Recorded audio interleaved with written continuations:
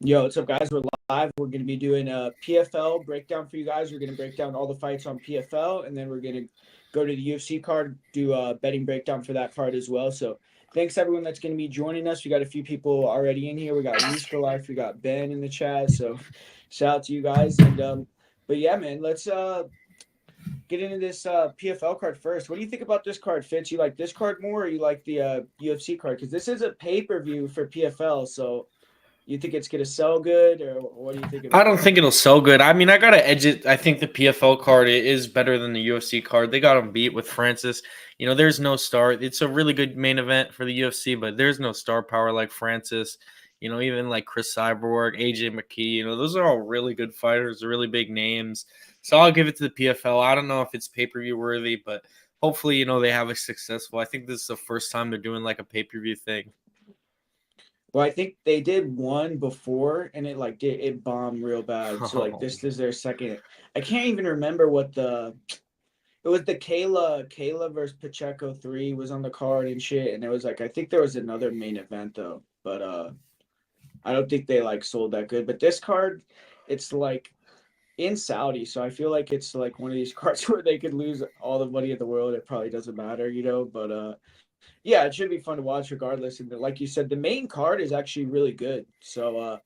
But yeah, I mean, I think we're gonna breeze through some of these fights. But first fight of the night, we got Tariq Ismail. He's taking on Taha Ben Dowd, and I looked into both these guys. I feel like Tariq he has a lot more experience, and that's probably what's gonna get him the win here. I think by decision. I think he can mix it up and hit the takedowns. Personally, um, because Todd looks like a good enough striker. Like he actually has good, like a high guard. He walks you down. It attacks all parts of the body. So I feel like his striking is good. If it's a stand-up fight, it'll probably be pretty close. Ishmael looks like fast, kind of evasive striker. But I think Ishmael just has more experience. So probably get some takedowns and mix it up, win a decision. But yeah, what do you think about that line too? Because one guy does have a lot more experience. Do you think that's a good price for him, or are you kind of staying away from this fight? Yeah, I didn't get the chance to look into this one. It's a close line though, so I mean, I wouldn't hate it either way. No matter what side you're on. I will say though, Canadian MMA this year has been dog shit terrible, absolutely. So maybe that's something you want to just fade the Canadian dude. If you've been doing that, it's worked out for you this year. Yeah. And the next fight, we got a guy that's minus 1350 favorite. So Ibrahimov, I mean, to me, I couldn't find too many of that Nacho guy's fights. I watched like one fight that he had, and he knocked the guy out after getting controlled a long time. So, I mean, I think he's probably going to get submitted in the first round. So, not much to say about this one, but do you look into this fight or not? Yeah, I mean, I know the guy Ibrahim, and I mean, just the line's ridiculous, so no value for me betting it wise. I'm not going to Yeah. take a stab on Nacho. Ibrahimov, you already know what style he's coming in with that name, dude. You know what type of fighter he's going to be. Yeah. But next fight, we got another one, a big favorite with Zynicroft taking on Dedrick Sanders. And Dedrick Sanders actually cashed on him his last fight. He was like a big underdog in that one too, like plus 260 or something. Uh, Beat Sergio Costa. But this matchup, I just don't like it for him. I mean, Sanders is good in the first round. I think he's dangerous. Like he could maybe catch him and knock him out. But Zainukov, he's an Eagle FC guy. He's going to go in there and move around and then take him down, get him tired, I think, and probably win. So probably a decision win for Zainukov in this one. But what do you think? You think Sanders can get two upsets in a row, or you think he's going to take the L here? I don't think so. I think the line is like this for a reason. Another one of these high lines in PFL you see all the time. It's a huge theme with them. Maybe he'll go out there and pull out two back-to-back big upsets, but I don't see it happening here. Really, if you ask me, I'd just lay the chalk. I mean, I would actually lay the chalk. I wouldn't bet it, but that's who I think's gonna win. Yeah, I agree. This next fight, though, we got a big underdog, and I kind of don't agree with this line. I know a lot of people are disagreeing with me this week, though, because I see people are confident in Rafion stats, but I think Marcos Breno is pretty good. I mean, the guy did get eventually submitted by Danny Sabatello, but he won the first round. He defended a lot of takedowns in that fight, and Sabatello was spamming takedowns. And the bad thing about it was he did submit Breno, which is kind of a bad look because Sabatello doesn't finish very many people. But I don't think Stotts is going to be shooting like that. Like if he gets stuffed a few times, I think it'll be more of a stand-up fight. I've never seen a fight where Stotts shoots like 5 times in a round and all that. So if Breno could stuff a couple of takedowns, I think Stotts will be willing to strike with him. And I haven't seen Stotts looking that great recently. Like even if you look at his wins, like he beat Juan Archuleta, but he was losing the entire fight, and then he knocked him out. He got KO'd by Patchy Mix pretty bad. And then when he fought Danny Sabatello, that fight was super close. I mean, he got taken down like 10 times. And, he ended up kind of winning off some scrambles and doing a little bit more damage. But I think this line should be way closer. I mean, Marcos Breno's training at Glover Teixeira's gym, so they got a lot of momentum. They're doing really well. And he's young. He's like 26. Hafion's 35. He's coming off a long layoff. He hasn't fought since November of last year, I don't think. And if this fight's stand up, I think Breno is very competitive. And I just don't know if Stotts is going to bring that volume takedown game. If you can't take him down early on, then I think it could be a lot closer fight than the line. I'm not saying that I think Breno's going to win like a pure pick, but plus 410, I think is kind of crazy. Like, I think it should be like plus 250 max. So I think Breno has some value there. So what do you think, though? I agree, but to be honest, I mean, I'm a big fan of Stotts. The one thing for me is, starting to creep up there in age, getting towards that 36 mark, which is Yeah. sort of the time we're seeing these fighters decline. We're getting a pretty large sample size on that for the most part. Breno, I watched the fight with Sabatello. I think he's decent. It's not enough for me to pick him against Rafi and Stotts. Just because of the pedigree I hold Stotts to, but I definitely agree that the line's a wide. It could definitely play out a lot closer. But even if it does, play out to be a striking fight, I still favor Stotts. I think he'll be able to do enough to get the job done. He has that in his game. But yeah, I definitely see what you said. I wouldn't hate a shot on Breno here, but give me Stotts to pull it off. Yeah, we'll see what happens. I'm excited for that fight regardless. So these next fights are good too. Like AJ McKee versus Paul Hughes. We were talking about this one a It's little a bit. great fight, yeah. What do you think about this one, man? I'm excited to hear your take on this fight. Yeah, I mean, you brought it up when we were talking. I mean, the length of AJ McKee is going to be a big factor because Paul Hughes, for me, he's a guy who looked small even against guys like Morgan Shire, who's fighting down at 145. This fight's taking place at 155. AJ McKee very long for the division. I'm very interested to see how the grappling plays out because I mean, both these guys, in my opinion, are very good on the ground. I mean, Paul Hughes has really dominated some very good opponents. Jordan Vucinovic, if you watch the rematch, he beat him up really badly on the ground. And Paul Hughes just looks to be a very high caliber fighter. But this is, in my opinion, even though on the regional scene he has fought guys who are having success in the UFC, this is by far the best guy he's fought. AJ McKee is a guy who grew up, in the sport. His dad obviously was, a UFC fighter, in the MMA world from a very young age. And I still feel like I don't know if we've seen AJ McKee at the peak of his prowess. I think he could still become an even bigger talent in the sport, a bigger star as he hits his prime. So I'm not going to fade AJ McKee here. I think he's just a better overall striker, but Paul Hughes might explode onto the scene here and get a huge win and really make a name for himself. If he goes out there and beats AJ McKee, that's a huge highlight. The line's I think it was a little closer, if I Yeah, remember. he was So like, it has, yeah. yeah, it was like it. I guess he opened at minus 275, but when we were talking about it, I think he was like minus 180 or something, Yeah, so something I like I that. mean Yeah. it's starting to get a little high in my opinion. I don't really like minus 200, minus 220.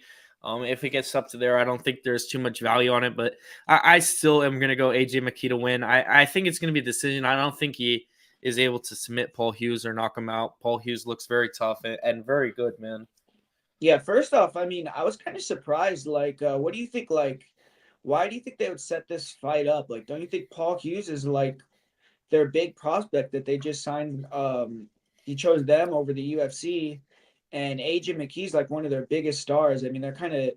I feel Yeah, like they're they should have rushing done. it, but I mean, it's Yeah, also a very big fight. I mean, you got that angle Irish versus England. It's just, I think PFL is kind of putting a lot of their eggs into this basket and trying to get, this card to be as successful as possible. So they have to do what they Yeah. have to do. People are sick of watching Clay Collard fight. Well, but like, you think if Paul Hughes goes in here and loses, you think he's gonna like still have that hype though? No, but I mean, you could go ahead and throw him in the next season, Yeah. and I think he'd do very well. Maybe even come out the champion, and then boom, the hype's pretty much all back. Like I said, I mean, because you're right. I mean, it's definitely rushed. It's definitely throwing Paul Hughes to the fire, and it's risky. I mean, they're either one that high on him that they think he's going to go out there and beat AJ McKee, and they want to just skyrocket his career, or they're just trying to make the biggest fights possible as soon as possible for this card. Yeah, I'm just personally, I'm kind of like, I'm curious, like, what AJ McKee's contract status is with PFL because he hasn't fought with them before, if I'm correct.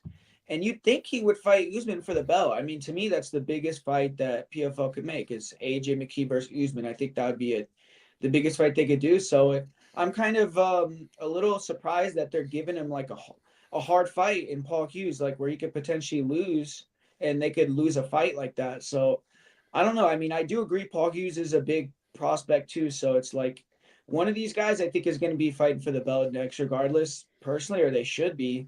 And but I got AJ too. I feel like Paul Hughes. I think AJ could take him down, honestly. I know you said you think you're curious about the wrestling and all that, but Paul Hughes, I don't think he's ever fought someone with the wrestling of AJ, and I think even on the feet, it'll be really competitive. It's going to be fun to watch because they're going to get in a lot of exchanges. Um, so yeah, man, I'm curious to see it. I feel like Paul Hughes is a gamer. Like he could come in here and surprise us, like you said. But AJ McKee, it's not like he's old. The guy's 29, and I feel like he has his head on straight. Like I think for a little bit he was kind of getting the ego and stuff like that, but seems like he is a little bit more focused and I think he can come in here and get this win. So if he gets this win, he's going to be in the mix. I think he can get the title shot. So, yeah, man. That's the fight that I'm most looking forward to on the card. Besides probably the main event, though. So we'll see what happens with that one. But next fight, I mean, we got a guy that's another minus 1350 favorite. I didn't even look into this fight. I don't know if you did. So did you look into this one or not? No, I mean I've heard the name Hussein before. I think I saw one of his last fights. Um, but just absolutely no value unless you're taking a flyer on the dog. I mean, Hussein in his one loss was knocked out, so there's always that chance that it could happen again. But this is for me a very obvious setup fight, and the placement on the card really doesn't make sense to me. I mean, they're clearly very high on Houston trying to build him up, but I mean, how is this above AJ McKee and Paul Hughes and even Rafi Yeah. and Stas? It's kind of silly. Yeah, I have no clue because I don't think either of the I do either of these guys have like a fan base. I mean, maybe they do, like where they are. I don't know, but yeah, kind of curious. But we got the first title fight on the card in this next one, a rematch. What do you think about this fight here? I mean, we got a big favorite in Evelyn to retain. Yeah, I mean, in my opinion, I just rewatched the first fight, and it's just a different level. Johnny Eblin is just on a completely different level than Fabian Edwards. I mean, maybe he has a puncher's chance, but I don't think that's too realistic. Eblin, I think, is honestly even a better striker in my opinion, or right there with him. We saw him; he knocked him out, pretty cold in the first fight, and he has the ability to take the fight down, pretty much whenever he wants. I will say Fabian Edwards did do a good job about getting up in the last fight. He was quick to bounce back on the feet. So maybe he could do that. Evelyn is coming off that close fight with Impa Kasaganai, but I think he makes a statement here and proves that, for me, Evelyn's like a top 5, top 10 middleweight in the world, really. Yeah, I agree. I mean, I feel like Fabian, I mean, you're just gonna have to hope for him to catch him and knock him out or land a cut or something. I don't think he can win minutes in the fight. And like you said, he got knocked out the first time they fought. I feel like he was getting really tired. So I think honestly, PFL probably wants him to take the belt though, because like you're saying, they're like seems like they're going real UK flavor for the card. But yeah, I think Johnny's gonna retain. I think he's a decent parlay piece there. I don't know if he. You think he's gonna get a finish again? You have a read on that? It's gonna be 5 rounds, right? Yeah, it's yep. Okay. So I do think he breaks Fabian Edwards eventually. I don't think Fabian's going to be able to hang 5 rounds with him. Yeah. Yeah, but this next fight, man, first or second title fight we got on the card, we got Cyborg taking on Larissa Pacheco. And what's your take on this fight here? Yeah, I mean, originally I was thinking, I was gonna go Cyborg. I still probably will end up picking her, but this again being a title fight, 5 rounds, I don't know how Cyborg is gonna look after round two. Maybe even after round one, we could see a huge dump off in the cardio from her. Larissa Pacheco, is very tough. Her boxing, honestly, I think is very good. I just, it's hard for me to pick against Cyborg. Her size, her strength, her power. It's very intimidating, man, for these other female fighters to face her. You can tell she beats a lot of these girls before she even goes into the octagon. And especially when she first touches them, dude, because there's just so much power. Larissa's tough though, and I think if this fight does go to the later round, she'll be able to take over. But give me Chris Cyborg to get a vintage performance and get a stoppage, actually, maybe round one or two. Yeah, actually, I got Cyborg all day in this fight. I went and looked at I mean, Pacheco to me, it's like you look at her win, she's facing all one-dimensional opponents. Even Kayla, it's like Kayla can't strike with Larissa. All the other fighters that she fought and beat in PFL besides Kayla and I guess Julia Budd, which was a close fight. I mean, Julia Budd won a round against Pacheco. They're all horrible fighters, so it's like she hasn't really been beating anybody. Um, and I think she's super slow, man. I mean, she is good at walking you down. She's tough. She'll stay in your face and hits really hard, but I think Cyborg is a better boxer and way faster. I mean, you look at the speed between the two, I think there's a big difference. And Pacheco doesn't go for takedowns. I don't think she's going to really be looking to take Cyborg down. What she's good at is defending takedowns, getting on top, and getting you tired when you're trying to shoot on her. She's big, but I just think Cyborg is better everywhere. And Cyborg has been more active, even though she hasn't fought MMA. Neither of these girls have fought in like over a year at MMA fight, but Cyborg's had a couple boxing matches, even though they've been against bums. I mean, at least she's kept her weight down. She's been at least training in the gym. And Cyborg, she went 5 rounds hard, like a lot of times in Bellator, like 5 or 6 times. So I feel like she could do 5 rounds. Yeah, I mean, I think Larissa, like, she got kind of fucked this year, man. They didn't do a season, so they basically said, you're not going to get paid for over a year, and we're going to do a 125 or whatever season they did, and now they're giving her a big fight. So hopefully, she's going to get some money. And Cyber hasn't fought in a while either. So both these girls, they should be hungry. I think there's going to be a finish in this fight, though. I feel like uh Cyborg can get the finish here. So I'm kind of confident she'll get the win, but we'll see. I mean, father time, she's 39, so eventually she's gonna look bad. But even in her last fight, like it was in like 5 months ago, she looked super fast in that boxing match, but she was fighting like some random influencers. So I don't know, but she at least her hand speed looked good. So but yeah, I mean, now we got the main event. We got the biggest fight probably of the weekend by far. Francis Ngannou versus Renan Ferreira. What do you got for this one, man? Yeah, a lot of money coming in on Renan Ferreira. I know I don't have it pulled up here, but now all the way down to plus 200. Francis was like minus 400 earlier, even higher. And I agree with that line movement. I'm not going to pick Renan Ferreira. I'm going Ngannou by knockout round one. I mean, safest bet, just bet this fight to end by knockout. I'm sure it's like minus 400, but I almost guarantee someone's going to sleep. This is not going 5 rounds. And, there's a lot of questions for me with Francis, man. The durability, the knee issues. He definitely took some damage. And even where he is mentally, man, the guy had a really tough year. He went through something incredibly tragic. So I, hope we're getting the best version. I hope he's focused and ready because he has a very dangerous opponent in front of him. I mean, Battle of the Giants is a very good way to describe this fight because Ferreira's huge. He might be the biggest fighter in all of MMA. I mean, we got two, not even speaking him and Robelis, man, to Spain might be the two biggest fighters in the entire sport. And Ferreira definitely has a chance to knock out Ngannou here. If Ngannou's not in his game, if he's not the same fighter he was when he last saw him. You know, Ferreira might kick his legs out, might do some damage with the leg kicks, and then touch him up and finish him. But ultimately, give me Ngannou to swarm him and find the chin. I see kind of like a Jairzinho Rosenstrike type finish where he just overwhelms Ferreira and melts him.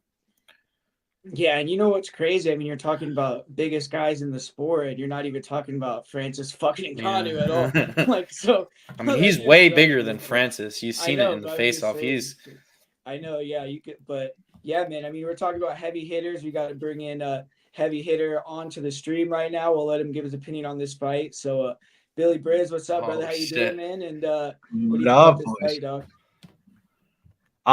Yeah, this is. I feel like the PFL card in general is better than the UFC card, especially this fight.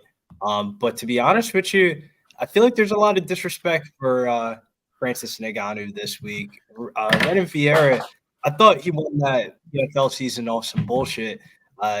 His performances that season were kind of really bad. Like he got dominated on the ground in one fight in that season, and got ground and pounded out. And then the other fight against Kanayev, the dude that was on the Dana White Contender Series from Khabib's promotion, he just dominated him on the ground for 15 minutes. And he was a lot smaller than him as well. So I think Francis, if he's wrestling and shit like that, hey, man, he should look good in this fight. We'll see how the 5 rounds changes everything. But I think Francis Ngannou, there's a little bit of value on the line when you talk about the finishing props, not the money line in general. Like I'm not advocating the 2-leg parlay Francis Ngannou with something on this card, but I think Ngannou is going to win the fight. Plain and frankly, I think there's better value spots on the card. Yeah, I think there's a lot of variance on this fight though. That's like you can't really Account for, yeah, it's Yeah, it's heavyweight like MMA. Francis Ngannou just made like $50 million, dude. Oh, So But I will say though, the Saudis invested a lot of money in the Francis Ngannou's boxing career because Yeah. when do you ever see a boxer get that high of a level of a fight with no boxing experience? And then they ran it back. He kind of got demolished, and now he's fighting again in Saudi Arabia. Like this PFL card is better rated than the UFC card that they bought over there. Oh yeah, for sure. I mean, this is a pay-per-view, dude, so they gotta pull out everything they can, even though I mean, I don't know if it's gonna work, but what did that dude say? The guy said they spent more money on this card than Dana spent on the Sphere, so fuck. I mean, they better see some return, man. But I guess in Saudi it doesn't matter, like I was saying earlier. But money don't matter. yeah, I'm just thinking like it's like, does Francis give a fuck about MMA? Like, what does he have to gain off of winning this fight? That I mean, I'm not He saying said he that's was his. fighting this fight for his son that passed away. He said it was in Yeah. his head a lot in the boxing fight, and he said it was just way too soon. I think it was like a Joe Rogan interview or one of the interviews. I think it was the Jackson MMA podcast. He was talking about it, about how Yeah. his return for MMA, he wants to do it for his son. Yeah, I mean, hopefully, I mean, I don't know. Hopefully, he's super focused and ready to go. But I just think that's something you can't really know Account. because it's like he just had 2 huge fights, like fights where there's millions of people watching, dude. Now it's going to be like a fight probably not that many people care about. Like, did he get up for this fight? We don't really know. I mean, he's facing a guy that's scary as fuck, so it's like you'd probably think he's going to, but yeah, if he is wrestling and stuff, you will take him down and dominate. But I don't know, man. He's 38. He's been boxing, like you said, for like the last 2 years. So I feel like he's gonna come in here and just try to knock the guy out quick. I mean, if he's been wrestling during the time he's been, how long has he had to prep for this fight? Like not that long since the Joshua knockout, right? Yeah, but he's been 5 training. months. He said he's been blending in MMA training and stuff like that. I mean, obviously not takedowns and takedown defense, but Yeah. I mean, I don't think the takedowns and takedown defense will really matter too much. The takedowns will matter. He's been training at Extreme Couture, I believe, with Eric Nixick, and then he's been doing some other stuff on the side. So I would imagine they would install a intelligent game plan for Francis Ngannou here. It's I just don't know, like the value could be on the over. The over 1.5 is at like plus 125. Yeah. Yeah, there could be, but it's like but I'm saying because he got KO'd, like, so he wasn't in training, dude, till like when was that? Like 7 months ago? So he had to probably taken at least 3 or 4 months off, unless he's like a retard. So like he's only been training for a couple months, you know. I think. I mean, I don't. Maybe I'm wrong, but because dude, that was bad. The Joshua one, it's like he got dropped like Knocked 5 out times. twice. Yeah. And he got knocked out cold. Like so. I mean, hopefully he really hasn't been in the gym and all that. I mean, so we'll see. I just think it's like if this is the perfect storm for Renan Ferreira. I mean, most of the time he'd have like barely any chance to win. Now you're giving him a chance, you know, because of all this other shit. So we'll see. I mean, I think PFL has a lot invested in Francis, man. I mean, he better win for their sake. So, but yeah, man, I think it would be cool to see Renan Ferreira go in there and knock him out. Make another star. I mean, because Francis is already like established. Like, I think it could be a blessing in disguise for PFL, honestly, because if Renan knocks him out, he could be like. I mean, I think it's a great look for PFL if he knocks him out. It looks as you just knocked out like the lineal heavyweight champion of the UFC, pretty much. And before he KO'd Bader, so you could say like he beat the UFC champ and the Bellator heavyweight champ. Like, so I think in both ways that they could win, obviously, but if Francis loses this one, man, what do you guys think? You think this is the last time we see him fight? I think he retires. I don't think he. Yeah. I mean, maybe they give him some sort of squash match to give him, That's one what more highlight. It's like after this, I would imagine he gets the winner of the heavyweight season this year. Who like? I don't even know who that is. I guess it's like 4 random Russians left. Ante Delasia and the Fedor's protege. Oh yeah, the other guy lost, the Moldovsky, right? He lost. Yeah, I think the dude's name is like Oleg or something like. He's basically a wrestler. Like they're good heavyweights. They're just not or something. Yeah. Yeah, that I mean, I don't know if I don't think Francis should even take that fight like that. That's the reason why. That's the reason why I feel like Renan Ferreira got the fight is because like if you look at the rest of the heavyweights in PFL, yeah, they have the qualifications of taking the fight against Ngannou, but the entertainment pay-per-view value is all Renan Ferreira. Like he's the only he has that belt. He has that super fight though. He beat Bader. Yeah, but the belt's bullshit though, bro. He got like I parlayed in that PFL fight against. Well, Bader was the Bellator champ though, so you could say like he's. It's just wild to me from a betting perspective that Kanaev was minus 235, 240 against Renan Ferreira, and Francis Ngannou is virtually the same exact price tag. And dude was on the contender series 4 weeks ago. It's because of all the other shit. I mean, Francis, dude, he hasn't fought an MMA fight in like 3 years.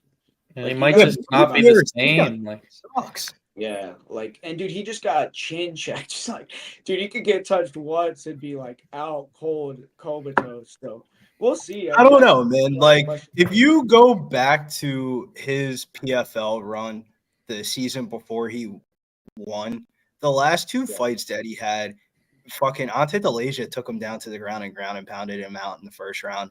And fucking Clayton Abreu, former UFC fighter Clayton Abreu, would just dominated him on the ground the whole entire fight. But I think both of the Kania fight and the Clayton Abreu fight both got overturned when the whole entire drug test scandal happened in PFL. So, like, in reality, if those are losses on his record, bro, people would be this line would be minus 1,000 Francis Ngannou. Like, I would tell people before you bet this fight, rewatch those fights and look how bad his takedown defense is for a 6'7" like athlete. Bro, Clayton Abreu fucking sucks.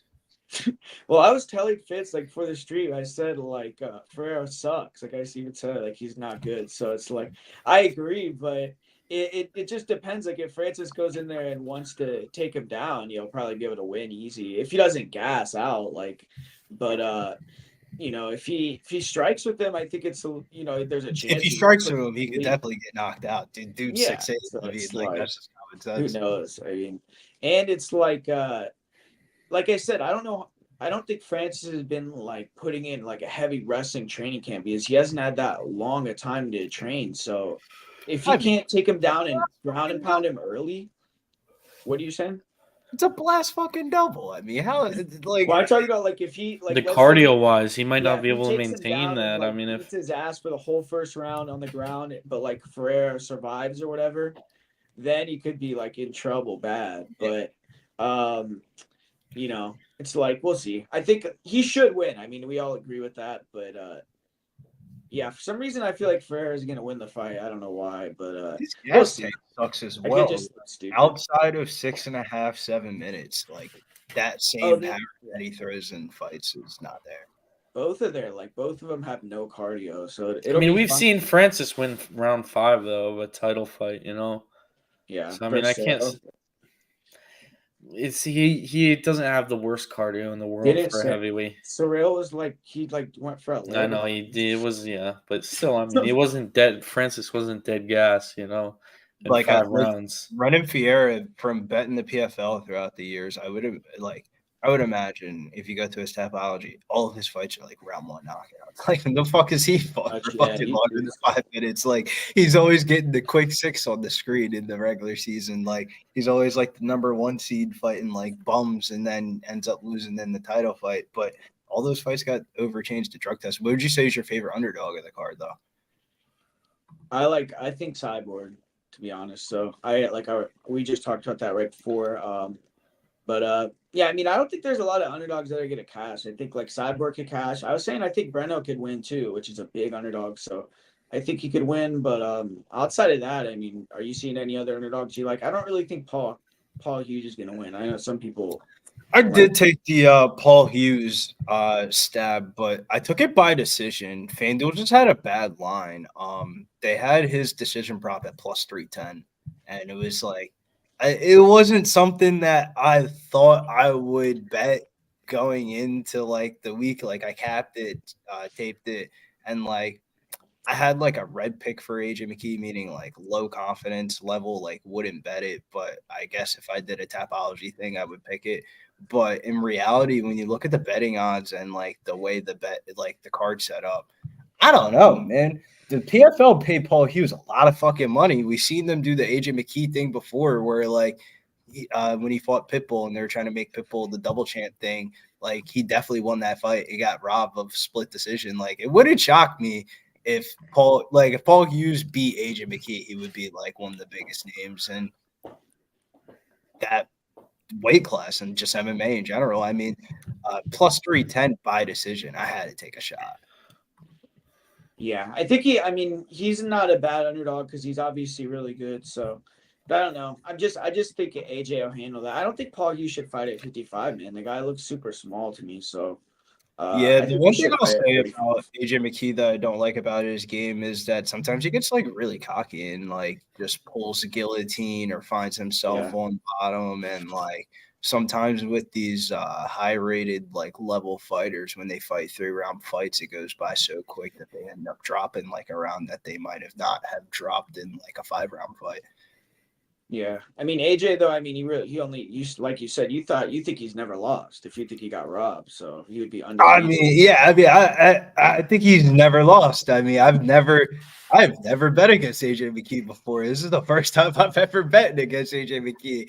I'm not walking to the window with like the fucking max bet season of confidence, but I mean at plus 310, dude. I'm telling you, that shit. I don't think that's a bad line screams off the judges' scorecards. This definitely screams like a split decision fight. I could see Hughes winning a round for sure. But dude, AJ looks so good in his last fight. I will give him credit for that, dude, because I thought that would be a harder fight, like versus Clay. I bet him against Clay Collard. He took him down and subbed him in like 30 seconds, though. Like the shit. The Clay Collard fight, right? Yeah, I just say that was wild. He literally beat him. It was like it was slick too, the submission that he got him with. So that was cool. Like AJ has a lot of like cool submissions, like that shit he got Darian Caldwell with. I've never seen anyone else hit that submission before. Like I don't even know what you would call that. That was insane. Yeah. So like can't you see him doing that type of shit, not get it, and then Paul Hughes just ends up being on top for like a round, and then like if he could squeak out another round, shit, 29-28, the way judging has been going, like it's not like this card's in like Las Vegas. Well, that's like what happened. Like if you watch Saudi Arabia, like who the fuck knows what the judges' score are gonna come out as? When AJ fought that that Sydney Outlaw guy, he was on his back like the whole fight. Like, and he was elbowing him and shit. He won though, but like he clearly won off of his back. But like he was on his back the whole fight though. Yeah, so There's been times I bet AJ McKee, like in the Pitbull fight, bro, he was like fucking like trying to pull like guillotine and shit like that. Pitbull was just like, we get his neck out, be on top position, ground and pound. And I'm like, all right, well, like you're doing stuff off your back, but like, I don't know though. Betting on minus 175, minus 200 in the year 2024 when I think the fight goes all 3 rounds, like I'll just bet fight goes decision minus 155, Paul Hughes by decision plus 310 because I don't think he finishes AJ McKee. It would have to be like a gift from like the judges' scorecards, which is definitely in the cards of outcomes. Like, yeah, I think the only way I think AJ he could submit him, but probably is like unlikely, you know. So yeah, well, if I'm betting the plus 310 by decision, I feel like I would have to take the fight goes to distance just in case if he does lose the decision, I can at least get my money back. Yeah, that makes sense for sure. But yeah, dude, let's move on to this UFC card. I mean, definitely, I think I like the main event a lot, but a lot of good fights on this card, like especially early on, like Robellis. Oh damn! Lost Guru here. RIP. Yeah, but first fight of the night. I mean, I was huge on Rebellis, man. I was really into him. I thought he was going to be the next big thing. He made me look like an idiot. And this might be the last time you get to fade him when he's at this price tag. Because if he loses to Austin Lane, he will never, ever touch this high of a line again. I don't see it happening though. Austin Lane is garbage, dude. Hot garbage. He gets knocked out by a strong gust to win, and that's what I think Despain does. Like I said though, Despain's a fade though. He's not a good fighter. He has a major hole in his game. So I mean, if this, like I said, if you want to take a shot here and fade him, yeah, it's not the worst thing in the world, but I think he gets a knockout here over Austin Lane. Can you guys hear me or? Yeah. Right. All right, word. Yeah, yeah, I agree. I mean, Austin Lane, dude, the guy played in the NFL. Like, you think he would be athletic, but he's slow as fuck. Like, that's so surprising to me. It's like, I don't know. Maybe I guess he sucked in the NFL too, but yeah. I mean, he could take him down. He was taking down. Who's the guy he fought? He took him down in the first round. His last fight. Deniz. Yeah, but it's like I can't trust him to do that for 3 rounds. But yeah, are you gonna take the minus 345, Billy? Yeah, I do like the Spain in this one. At the age of 36 and only 6 pro fights, I mean, we kind of saw what the fight happens when it gets extended versus Waldo. His takedown defense is kind of controlled. I mean, was kind of like exposed, but I don't know if Austin Lane's the type of person to get control. Like for a former football player, I mean, he got cut from the Jaguars. I mean, look at the Jaguars. You're like one of the worst like NFL teams in the league. But he tries to use that background to get takedowns. But I feel like his takedown entries are sloppy and his cardio doesn't really hold up. He's going 0-2-1 in the UFC. And I feel like if you can match the physicality of Austin Lane, he kind of just crumbles dating back to his regional scene. Like I remember when he fought on Dana White Contender Series the first time, and I bet Greg Hardy against him, and Greg Hardy just flatlined him. And then the following fight in the regional scene, he fought Frank Tate. That dude knocked him out. All of 5 Lane's career losses have all been knockouts for them being in the first round. Yeah, he was able to take the knees down, but I think it's a little bit different. Despain has been spending this camp at American Top Team. At his media day, he said he just basically went to American Top Team to drill takedown defense with the likes of Rodrigo Nascimento, Rodrigo De Lima, Renan Fiera, and some of those upcoming prospects that were on the PFL season. And then at the weigh-ins, I feel like all the physical metrics are in Despain's favor. Like with him having a 13-pound weight advantage, like Austin Lane would have to do a lot, I feel like, to take him down, hold him down, and then do that for 3 rounds. Like I mean, every round starts on the feet. If you want to bet the round 2 knockout, I wouldn't mind it. But I think Despain's is going to make quick work of this. I had to really look into this fight because it is minus 350 on Rebellious Despain after he looked like he did against Waldo Cortez Acosta. I thought I would never bet him again. But looking at this fight a little bit deeper, I mean, I like that he's at American Top Team, and he talked about drilling his takedown defense. He has a 13-pound weight advantage over Austin Lane. Austin Lane's 0-2-1, so that means he has 3 fights in the UFC. I would imagine this would be the last fight of his contract, so this seems like he's getting cut on Monday. Yeah.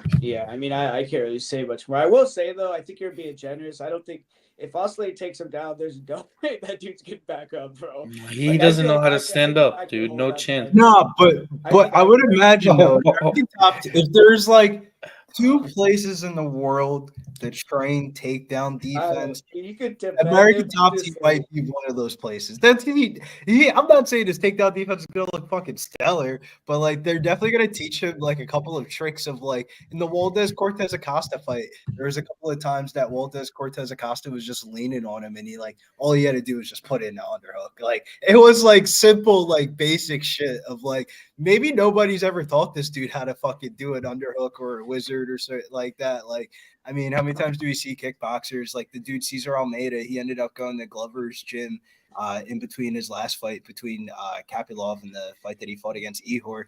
And like they just taught him how to do a wizard and an underhook, and he didn't get taken down like that. He ended up knocking the dude the fuck out. I feel like it's like What? Yeah. very binary, like same exact situation.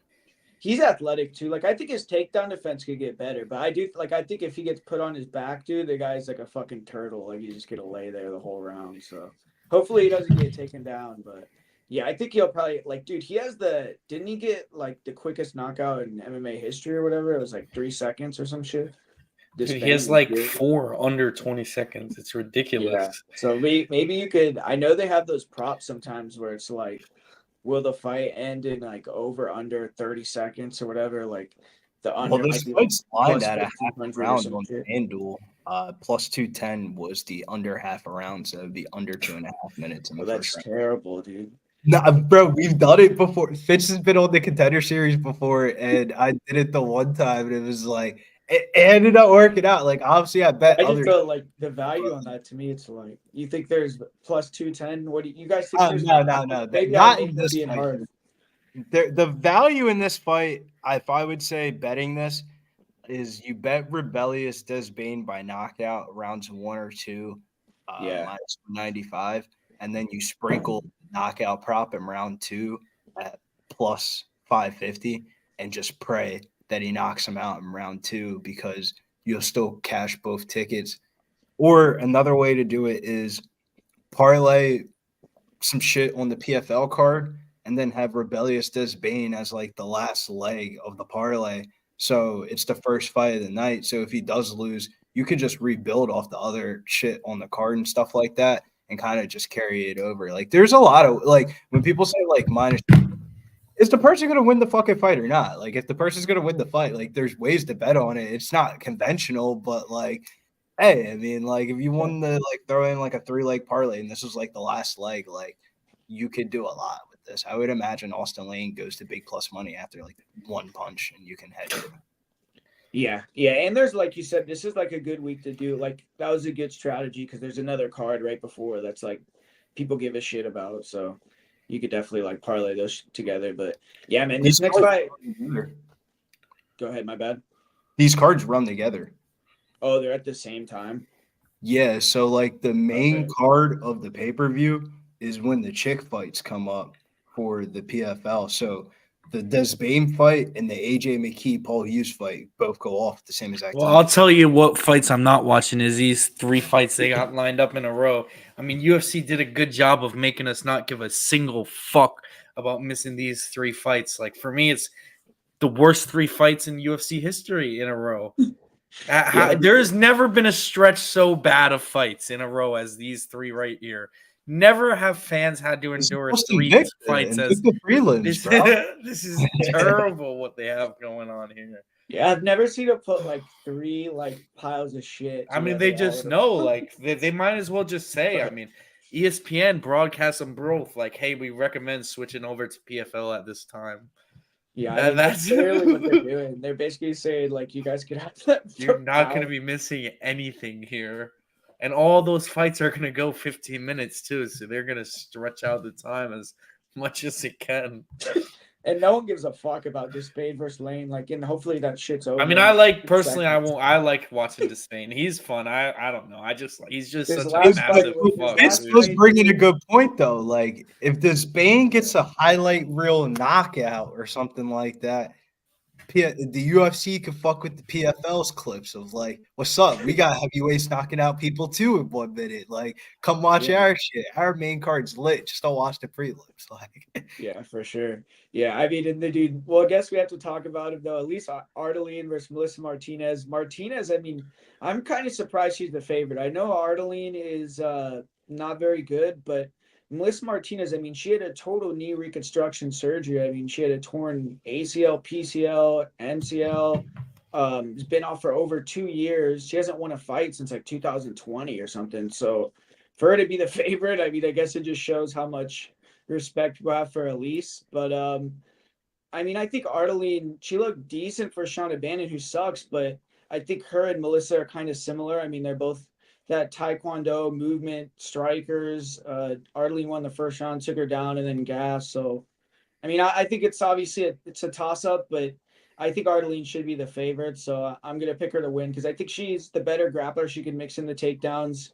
We've seen Martinez get taken down by Elise Reed, who I think is like the worst grappler in the UFC. So I don't know. I mean, Martinez being the favorite. Good luck to anyone that bets her at that number, but I'm gonna say Ardeline gets the win here. Anyone got a pick on this one? Yeah, I'm staying away. I'm not betting. I'll take the fight goes to decision. Maybe I favor Martinez a little. I agree with you though. Should be a closer line, and we haven't seen Martinez. Obviously you told me that knee surgery is not what I like to see, but I really liked how our brother fought on the Contender Series. So I'll have a little faith in the family and just pick her as my pick. But I'm not betting it. I wouldn't. Don't bet on this fight. Stay away. I mean, if you want to take a shot on the dog, do it.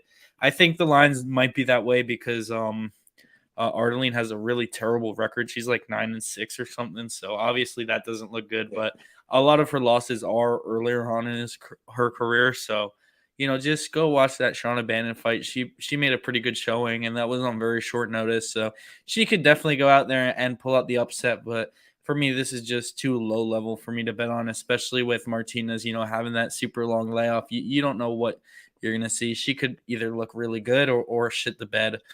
So I would just recommend kind of staying off this fight. Yeah. What about you, Billy? This is actually a funny story. For the pub podcast, we have like different segments in the beginning of the video before they like run through the card, and one of the segments is called OnlyFans, and it's like kind of like a play on words where we break down like the chick fights on the card. And the first fight or the fight that I was like picked for was the Elise Ardim and Melissa Martinez one, so I kind of like deep dived into it.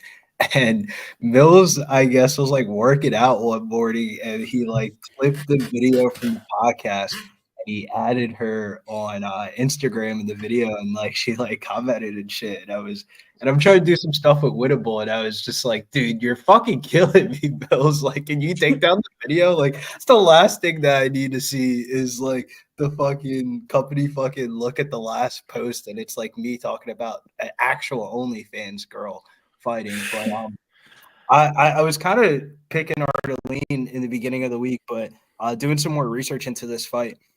Melissa Martinez has been trading down in the UFC Mexico City PI Center, the same place that Julieta Martinez was training at, basically on the Contender Series. Like she's been training like out of there. I'm not too familiar with it, but it's so new that who really is.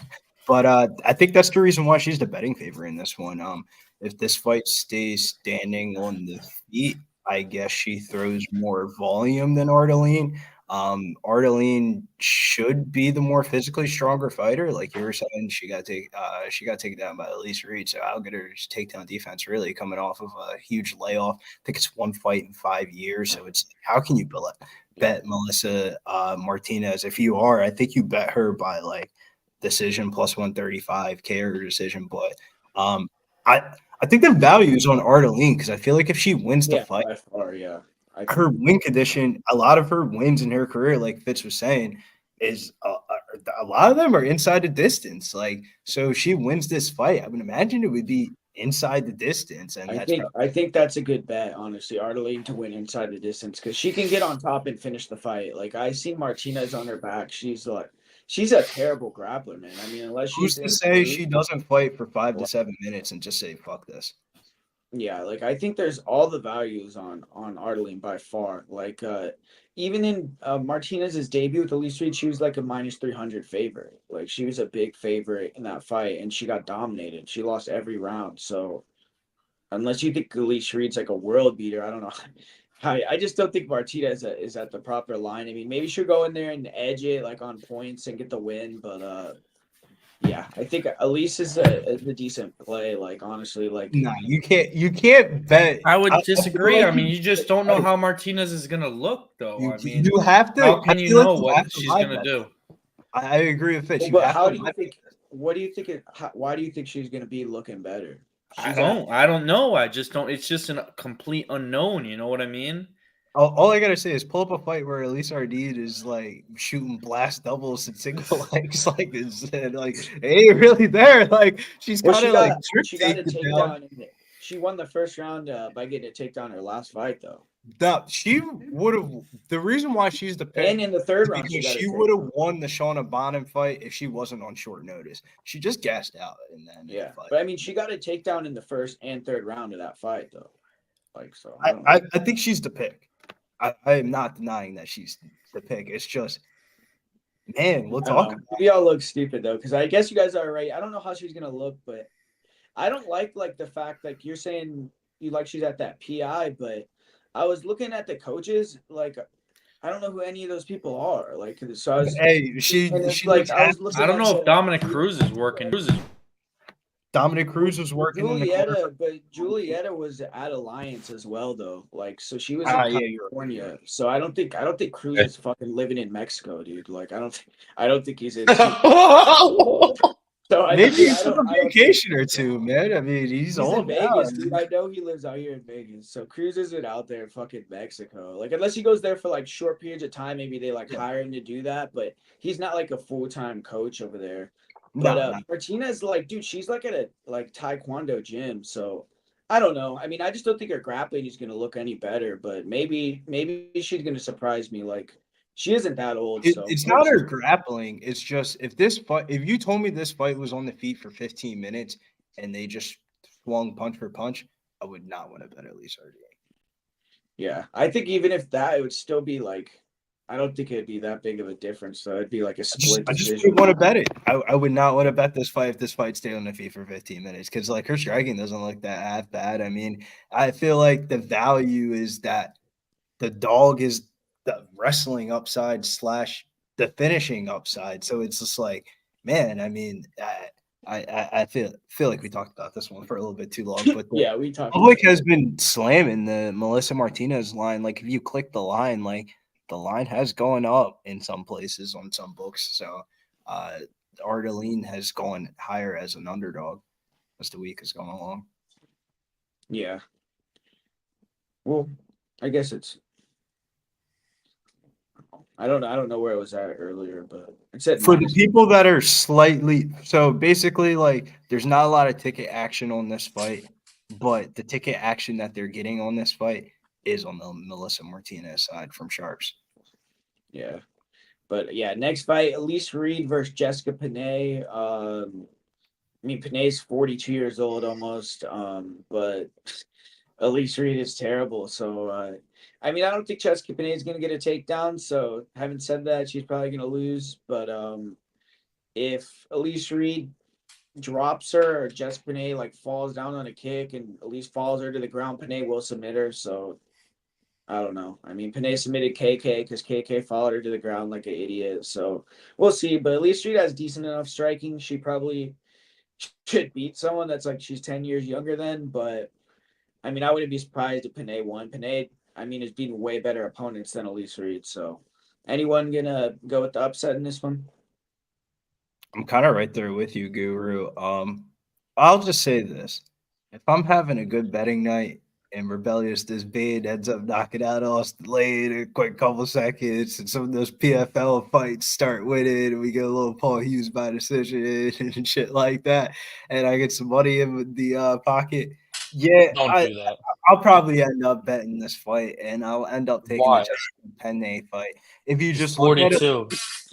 it's not even age. I mean, Well, age what's is But Panay she's like? 42. What's her price age to is win by less sub? of a factor in women's MMA and I heavyweight. mean, I agree. I would lead Jessica Penne too, but I mean, come It's on, just Elise Reed just gets submitted, man. Like all of her sucks. losses are all by submission. And if you look at Plus, Penne, a lot of her win conditions by submission. 8 of her 14 wins are all by submission. Jiu-Jitsu black belt, 2 wins by TKO. I think all the finishing upsides on Penne's side. This fight hits the ground and she ends up finding the back. I mean, like this fight could definitely be done for.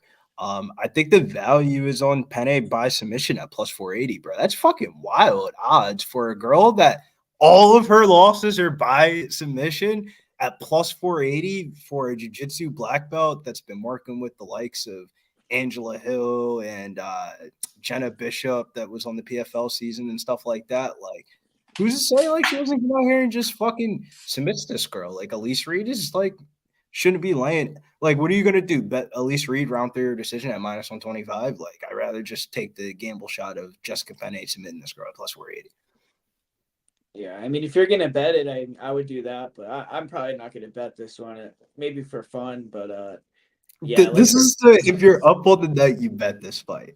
yeah, exactly. It's like, and actually, dude, I like Panay because I've cashed on her a bunch of times. Like when she fought KK, I bet her. When she fought Loopy, and she's like always a big underdog because she's older and you got to give Panay some credit. Like we're shitting on her, not really shitting on her. We're saying she could win, so I guess I'm not saying that. But you know, she actually like had like 5 years off because of USADA. Like so, it's cool that she came back and got these fights in. But I think this is probably the last fight on her contract. Nah, man. In her press It's still conference, fight they start asked her early. about it, and she said she's ready to go. Like she said, she's still got a couple more left in the tank. She Okay. said, "Yeah, I know I'm more towards the end of my career, but I'm still ready to go. I think the layoff was good for me." I was like, "All right, Penne." Like I thought Billy's you're like, "This is my last one."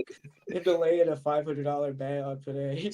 He's like slowly fucking working his way there. Nah, bro, plus 480 I by just- sub for a girl that has lost 6 times by sub, bro. Well, dude, Elise you Reed, just she's played, been man. taken down in every UFC fight, and like, so yeah. I mean, I think there's value there, but you're betting on a 42-year-old that hasn't fought in 2 years, so it's like, But it's plus 480. This is like the yeah, I know that's it's why. different, but like in hindsight, this reminds me of the Grant Dawson plus 400 submission line last week. Granted, it didn't hit and he like knocked him out. The parlays cash, but we didn't get the extra money off the prop.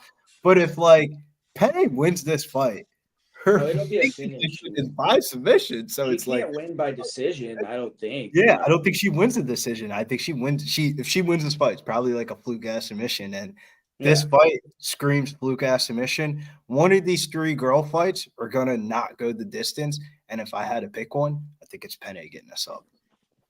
Yeah. Next fight, Jocelyn Edwards taking on Tavares Vidal. Gotta get greasy. You know, this is his favorite fight on the card, so I'll let him go first on this. I actually like Jocelyn Edwards. I mean, she's cost me some money in the last 2 fights. I bet her against Eileen Perez. That was pretty dumb, but I think she's decent. And Vidal, I think is terrible, man. So, I mean, the line next to Jocelyn Edwards is disgusting, bro. I mean, fuck yeah. minus 250. That's gross, dude. I'm not touching it, but I'm pretty confident Jocelyn Edwards gets a win. I don't think you parlay her though. Like you don't want to be parlaying Jocelyn Edwards. This could so easily end up in a split decision. I think it goes to decision. I think, Billy, I agree with you that Penne is the only one who has any finishing upside out of all 3 of these fights. I mean, this is a definite decision in my opinion, and probably, just Edwards being a little longer, better on the feet, Ranger striker, but yeah, I mean, what a terrible fight, man. Oh, you don't need Tavares in another flying knee KO. Nah, but yeah, I agree. I mean, Jocelyn is better. You think? I mean, on the ground though, I mean, dude, she should have the better wrestling, but she was getting reversed so much by Cornell. Like that was an embarrassing fight, dude. That fight That was was so horrible. crazy.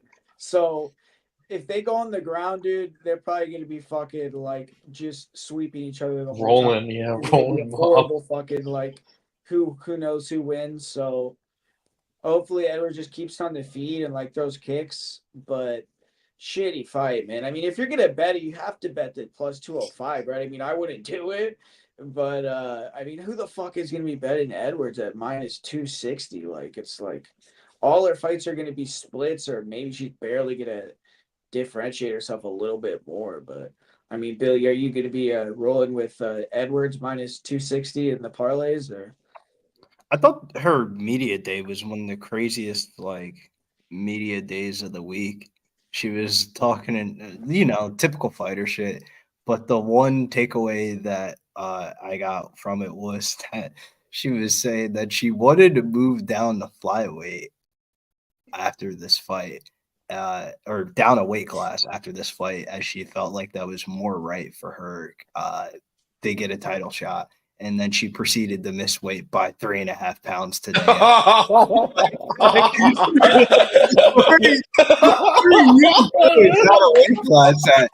like the media day and then her showing up at weigh-ins 3.5 pounds heavy was just like, I get it. 3.5 pounds is like you didn't have that bad of a wake up, but she must have had a bad weight cut. Like a 2-day difference of like that's way different fucking energy.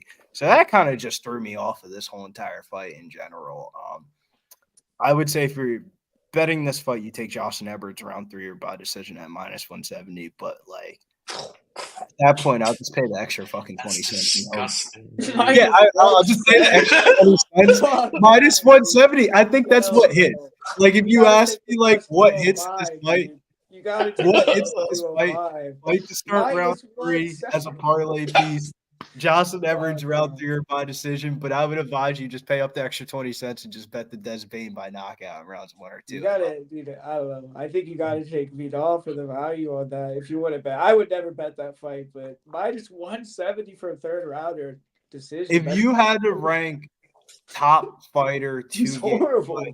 If you had to rank top fighter to get cut on this UFC card this weekend, it's probably to me. Austin Lane. I mean, I don't know. They're both like I guess it doesn't matter, right? Both of them probably get cut. We're making Data's job easier for him.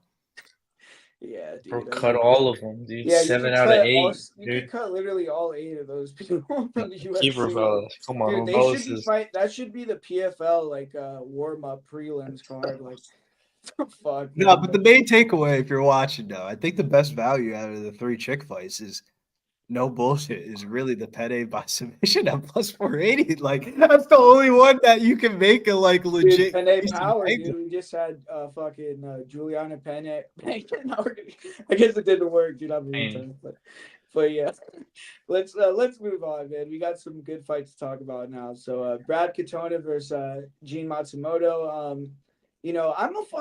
I don't know what it is, dude. I like Dan Argueta. I picked him again last week, and that was stupid. I picked him versus Matsumoto, and he was winning that fight, but Matsumoto impressed me in that one. You know, he kept the pace, kept getting up, got the submission. I like his striking, and I feel like Katona is going to try to do the same thing, like try to mix in the takedowns, push him against the cage, and I think Matsumoto is going to do more damage.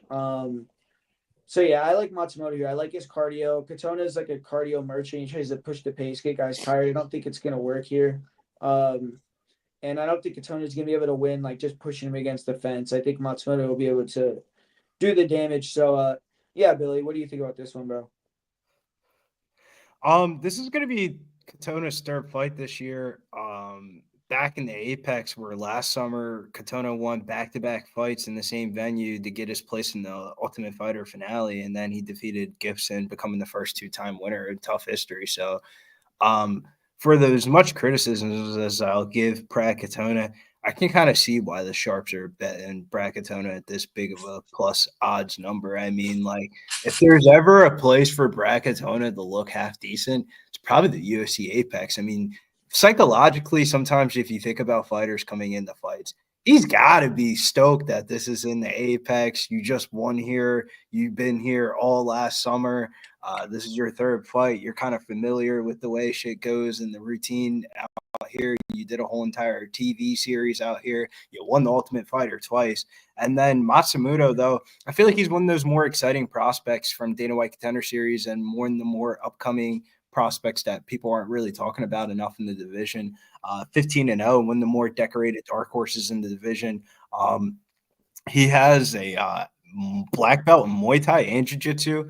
Only at 25 years old, he's definitely has, like, if he lost this fight, like, I don't think it would, like, blemish his career at all. Like, we would probably forget about it in 2 years. But the Argueta fight was more of your American folk style type of wrestler.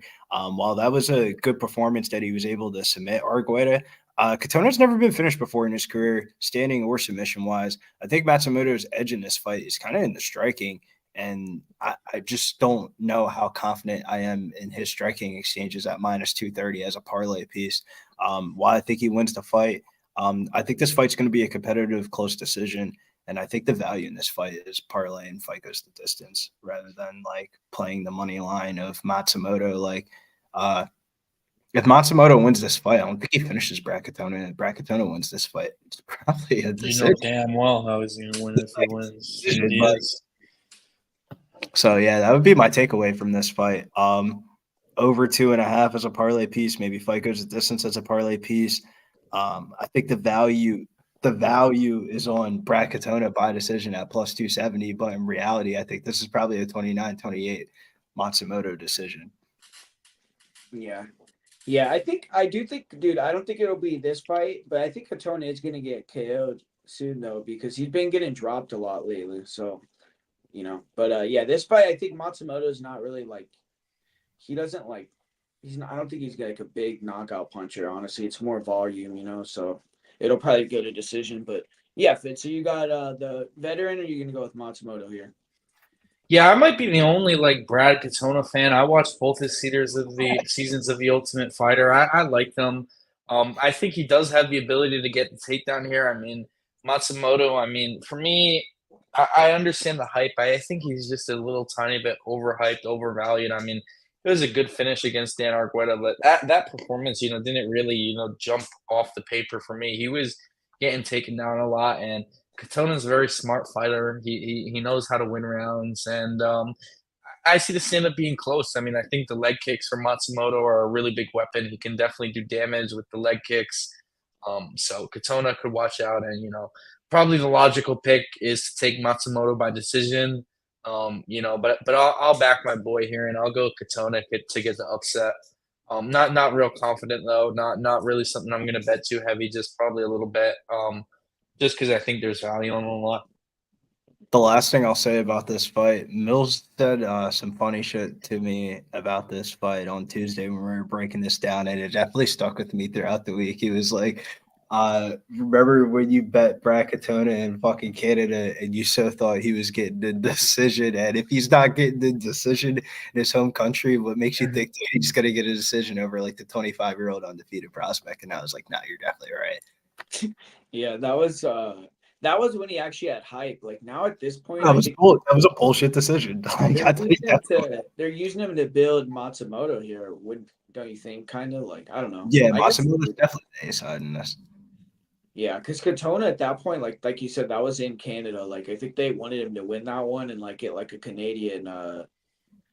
Because there's no fucking good Canadian fighters anymore. Yeah, I just talked about a fake Canadian. Almost a split decision in Canada, bro, in a fight that like you ask like the general public or you search it up on like Google, like everybody thought he won. Like that's wild to me. Like I think Armfield won. Yeah, I thought Armfield won too, but it was close though. It was one of those where you think like. And I bet Katona. But you would think in fucking Nova's Scotia Bank Arena, they give him a rub there, man. Jam. If you're a Canadian and you paid that money to go to that card and you walked away with a Jasmine Jasavicius moment as your remembrance of the card, fuck, man, I'd be pissed as a Canadian MMA fan. Yeah, you did like that was when Mike Malott lost it. Come back with Aaron Blanchfield as a main event for next year. Like, yeah, here you go. Yeah, that's Nothing fucked against up. my girl Blanchfield though. Yeah, man. I mean, all right. Next fight, short notice fight. We got Jake Hadley versus Cam Smotherman. He's like minus 500. So I mean, I don't know what you could do with that, but I mean, Smotherman isn't good though. I mean, the guy's dangerous. He's like has power and fast hand speed. He's like good if you brawl with him, but he can't wrestle. He doesn't have a good chin, so you'd think Hadley would win. I mean, you guys think Hadley can get him out of there in this fight? Fitz. Yeah, I mean, I actually don't hate playing Hadley in round one. You saw at flyweight, he was really going out there and really dangerous in round one, and after that, that was it was almost like a one trick pony. He would fade in some of those fights. So I don't like the high line next to Hadley. I don't think he's really a fighter that should be coming into many fights at all with a minus 500. I understand Smotherman taking this fight a few days notice, and he's not really even a big talent, someone who is in the UFC. He lost on Contender Series, so whatever, it makes a little sense. I'll take Hadley to win around one. I think he could win this fight any way he wants, decision, TKO, submission. Least passive resistance, so is definitely to use their grappling. So I'd like to see Hadley use that game plan and use an intelligent game plan, and just prove he's the better fighter. And go out there, take him down, and choke him out. Yeah, So I I'll mean, go round one submission. the last time we saw Cam Smotherman in the Apex, like you're just saying, he got KO'd in like 50 seconds by a bum too, by fucking Gregory, Gregorio. yeah, Yeah, so who's already cut. yeah. So I mean, Billy, you got the upset. You going with Cam, or you got Hadley to get it done here? I was really tapped into this one. One of my bigger bets this week was Hadley to beat Brady Highstand. I was pretty confident in that one. So when the fight got canceled, I was a little bit disappointed. I thought the fight was going to get scrapped, but when we did the Dana White Contender Series stream on Tuesday, I guess he was there in attendance, talked to the matchmakers. And the matchmakers basically gave him a curated list of fighters to pick for a short notice opportunity this weekend. And he ended up going back to the hotel room. Him and his coaches looked at a couple of the fights from each fighter, and they ended up picking out Cameron Smotherman. So I thought Damn, he got handpicked. he got like handpicked him. And I think the story is very interesting because if you remember Dana White Contender Series coming into that fight, Mitch Raposo took that fight on short notice, and Hadley was the one that ended up missing weight. But with the way the Dana White Contender Series is, Dana just shows up with a book pamphlet, and it's all vibes for him. Like the Dana White looking for a fight. Like that's like a prime example of like how the Contender Series goes. Of like he looks at the booklet, never seen this person fight a day in their life before, reads up about him. The matchmakers tell him a little bit about the fighter as they walk out, and Dana thinks if he sees potential in them or not. And the matchmakers told Dana White not to sign Jake Hadley, and he said, the matchmakers told me not to sign you, but fuck it, kid. I think I see something in you. And they signed him anyway. And the matchmakers were pissed at Dana White for it, and he's never done that ever again in like Dana White Contender Series history. And like Hadley's like career was just like at flyweight was just bad matchmaking, like bad stylistic matchups, fights that he took in like other people's backyard, like the Charles Johnson fight that he took in St. Louis on short notice, and then the Law Firm one he took it up a weight class. Everyone was parlaying Colin Lawfer, and I played Hadley in that spot. I was pretty confident, but the reason why I like Hadley a lot in this spot is that Cameron Smotherman was supposed to be one of the cornermen for Rafi and Stotts' fight in Saudi Arabia this weekend, and he had to get off the like connecting flight to fly back because his agent called him that he was in the UFC and he had to take a short notice fight. So basically, he flew back to Vegas this week, cut weight, made weight, and took a fight on short notice. Bro, that sounds fucking terrible. Like, that is one of the worst situations to take on the card. Like, if you historically look at fighters that had this situation before, prime example, Andre Petroski, when he took that fight against Michel Pereira around this time last year, he took that fight on short notice. He was on vacation halfway across the country. His agent called him. He flew back, fought that fight, got knocked out. I feel like Hadley's gonna just wait for Smotherman to kind of like throw whatever the fuck he wants to throw for the first 5 minutes, kind of negate it. You're preparing for a wrestling and a jiu-jitsu type of guy, so I would imagine you're going to use offensive wrestling in this one. Dude's on short notice. I actually think it's going to be a Hadley round 2 or round 3 finish. Round 2 sitting at plus 470, round 3 is at plus 700, and out of the favorites on this card, man, the more and more that I'm looking at this, I feel like if Hadley was going to be one of my biggest bets of the week at plus money, I feel like him at minus 550, I have to parlay it. Yeah, I mean, I think Hadley should win. Like you said, Smotherman has like big holes, but one thing I will give Smotherman though, I mean, the guy is dangerous though. Like he is like super dangerous. Yeah, he's good on the feet, so he's powerful. He's athletic. Like the guy has potential. I actually think like he was one of the biggest prospects for Fury for a while because but that fight that he took after the Contender Series, bro, that was a dog. That was a bullshit win, bro. The split decision. One. Yeah, he got that win by split where it was like a. Bro, he was getting dropped all over the fight. I remember MMA Jewish Better. He was there in attendance, and like we were talking in the DMs, and he had a bet on the other side, and he was like, "I was in attendance, bro. That was bullshit. Like that was the most bullshit decision ever." And then after that, he fought a guy that was like 4-6. So like that's what I'm saying. They dropped him way down in like competition too. Like so, but yeah, I mean, but I'm just saying like because I know like he trains at Morono's gym, and like whenever he fights, they're always like hyping him up, like he's gonna be a star in the UFC and all this shit. So I think that like obviously it's cool that he made it at TFC and all that, but I don't know how long he's gonna last. You know, we'll see. I mean, this is like you said, he wins a couple of fights in the UFC. It's like I feel like Hadley's hungry, man. Like him going up to a weight class to bantamweight. When a fighter goes up a weight class, like we'll talk about it in a couple other a fight on the main card. When a fighter goes up a weight class, it's kind of like a new, fresh slate for them.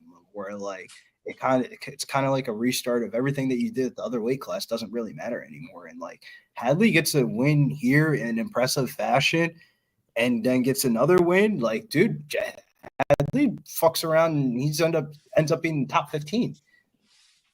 Yeah, like he could for sure. Like Brady was like close to top 15 anyway, so they were already giving him like not top 10, but like more like 15 through 25, like somewhere in that range. Like he could definitely like be a player in this bantamweight division. Like I see a lot of people have talked about it in the breakdowns. Oh, you know, he's not that big of a bantamweight. He's moved up a weight class. Dude missed weight for his first time showing up at bantamweight. I mean, I can't imagine. He was probably cutting off a fucking limb to make flyweight.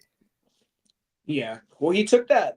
I'm kind of surprised. Like, I don't know if like, I guess he is staying at 35s, but he took that fight with Lawford on like a week's notice. So that's he took it on a week's notice and said he wants to move up to bantamweight permanently. And he really did miss weight for that fight. Of like it wasn't like he was in like, camp. I don't think he had like a hard weight cut to 35 though. I think it's just because he had like this weight cut. You think it was? I think he's like this weight cut had to be easy. I can't imagine, man. You're missing weight in your backyard. It's not like if you take a fight on short notice and you're flying halfway across the country, that's one thing. But taking a fight short notice and you already live in England, like I can't imagine like what a fucking 2-3 hour drive like to make it to the venue is probably already gone to the fight card anyway, like for all the fuck we know. Like so I feel like the situations have like finally reversed where like Hadley is like getting like the rub of the matchmakers. Like very rarely do you see people that are outside of top 5, top 10 title contention get a hand-picked opponent. Yeah, for sure. Yeah. So yeah, I mean, I think Jake Hadley, he could maybe go on another run here. We'll see. But yeah, Asu Amabayev versus Mateus Nicolau. What do you think about this fight, Fitz? Yeah, I'll be on the dog here, actually. I mean, you know, Nicolau, I get it. Everyone's very low on him coming off 2 pretty tough knockouts. But look at his fighting. I mean, Royval, for me, is, you know, the best fighter in the division outside of Pantoja, maybe even including Pantoja if he gets that trilogy. You know, and that was a knee, a really nasty shot. And then Perez, you know, has, you know, that power in his hands to knock out anyone. So for me, it's just like, what's Asu's path to victory here? The wrestling, I mean, Nicolau's takedown defense is is pretty elite, man. It's pretty spectacular. He's a very tough guy to take down, and I get it on the feet. Nicolau, he's very technical, but he's not like super high volume striker. He's not someone who's really going to go out there and fight super hard for your money. He's going to kind of pick his shots, be methodical. But I favor his stand up here, and I just don't. Whatever. I'll take the dog here. I mean, Mateus Nicolau is someone who grew up in the UFC. He's been in the UFC a long time now, and he's not even super old yet. Still athletically kind of in the prime of his career. It's just, what are you banking that he's taking too much damage, that he's going to fall off? I'll give him the benefit of the doubt and say that the wheels haven't fallen off, and he's going to get back on track here and pull off the upset. What about you, Billy? What do you think, bro? Man, it's like during that first run for Nicolau, he went 3-1 during his first tenure with the UFC, and a lot of people were questioning the decision made by the company. He got knocked out right before he got cut in that fight. And the second chance was kind of a revived opportunity for him. And then he went on that 4-fight win streak. While those wins were good, they haven't really aged that well with Manelke, Tim Elliott, Dvorak, and Schnell. I feel like those wins are way better than Oscar's wins. So. Yeah, no. CJ Vergara and Jose Johnson. Come on. You can only fight the person that's in front of you, though. Tim Elliott he's going off right now, though. Tim is. Tim's going off even now. David Dobrik is a good fighter. Run. I feel like 5 in a row, though. Dvorak. Him getting knocked out by Royval and Perez are just really big red flags. I feel like Amabayev isn't the type of guy that you would to be your first candidate to knock somebody out in the feet, but his ability to push the pace and grapple and sustain it for 15 minutes in that Ode Osborne fight, he was able to take Ode Osborne down, and he was raining a bunch of fucking ground and pound punches on him, and then he ended up finding the back. If he does that to Nicolau, he could definitely end up knocking him out. It's just while he's been impressive and he's been on a crazy win streak and stuff like that, 9 of 14 takedowns, over 9 minutes of control time versus Vergara, it's just the price tag's just how do you really bet this? Submission or decision? What happens if he fucking knocks him out? If you're fading Nicolau, you're probably fading Nicolau because you don't like his chin. So it's if you bet KO or decision, you're probably going to get fucked by the sub prop. So then you bet the money line. The money line's minus 220. Yeah. To Fitz's point, yeah, I mean, the value is Nicolau by decision at plus 320. If you're going to bet Nicolau here, I would just skip the money line, just go straight for a decision. I don't think if Nicolau's winning this fight, he's not finishing. I feel like it's winning a decision from just defending enough takedowns. But long way of saying I don't see a lot of value in this fight. Yeah, I agree. I think it's a pass. I mean, Nicolau, his takedown defense is super good, but he hasn't fought that many wrestlers. And you watch his fight with Tim Elliott, he did get taken down in that fight, and he did get held against the cage for a long period of time.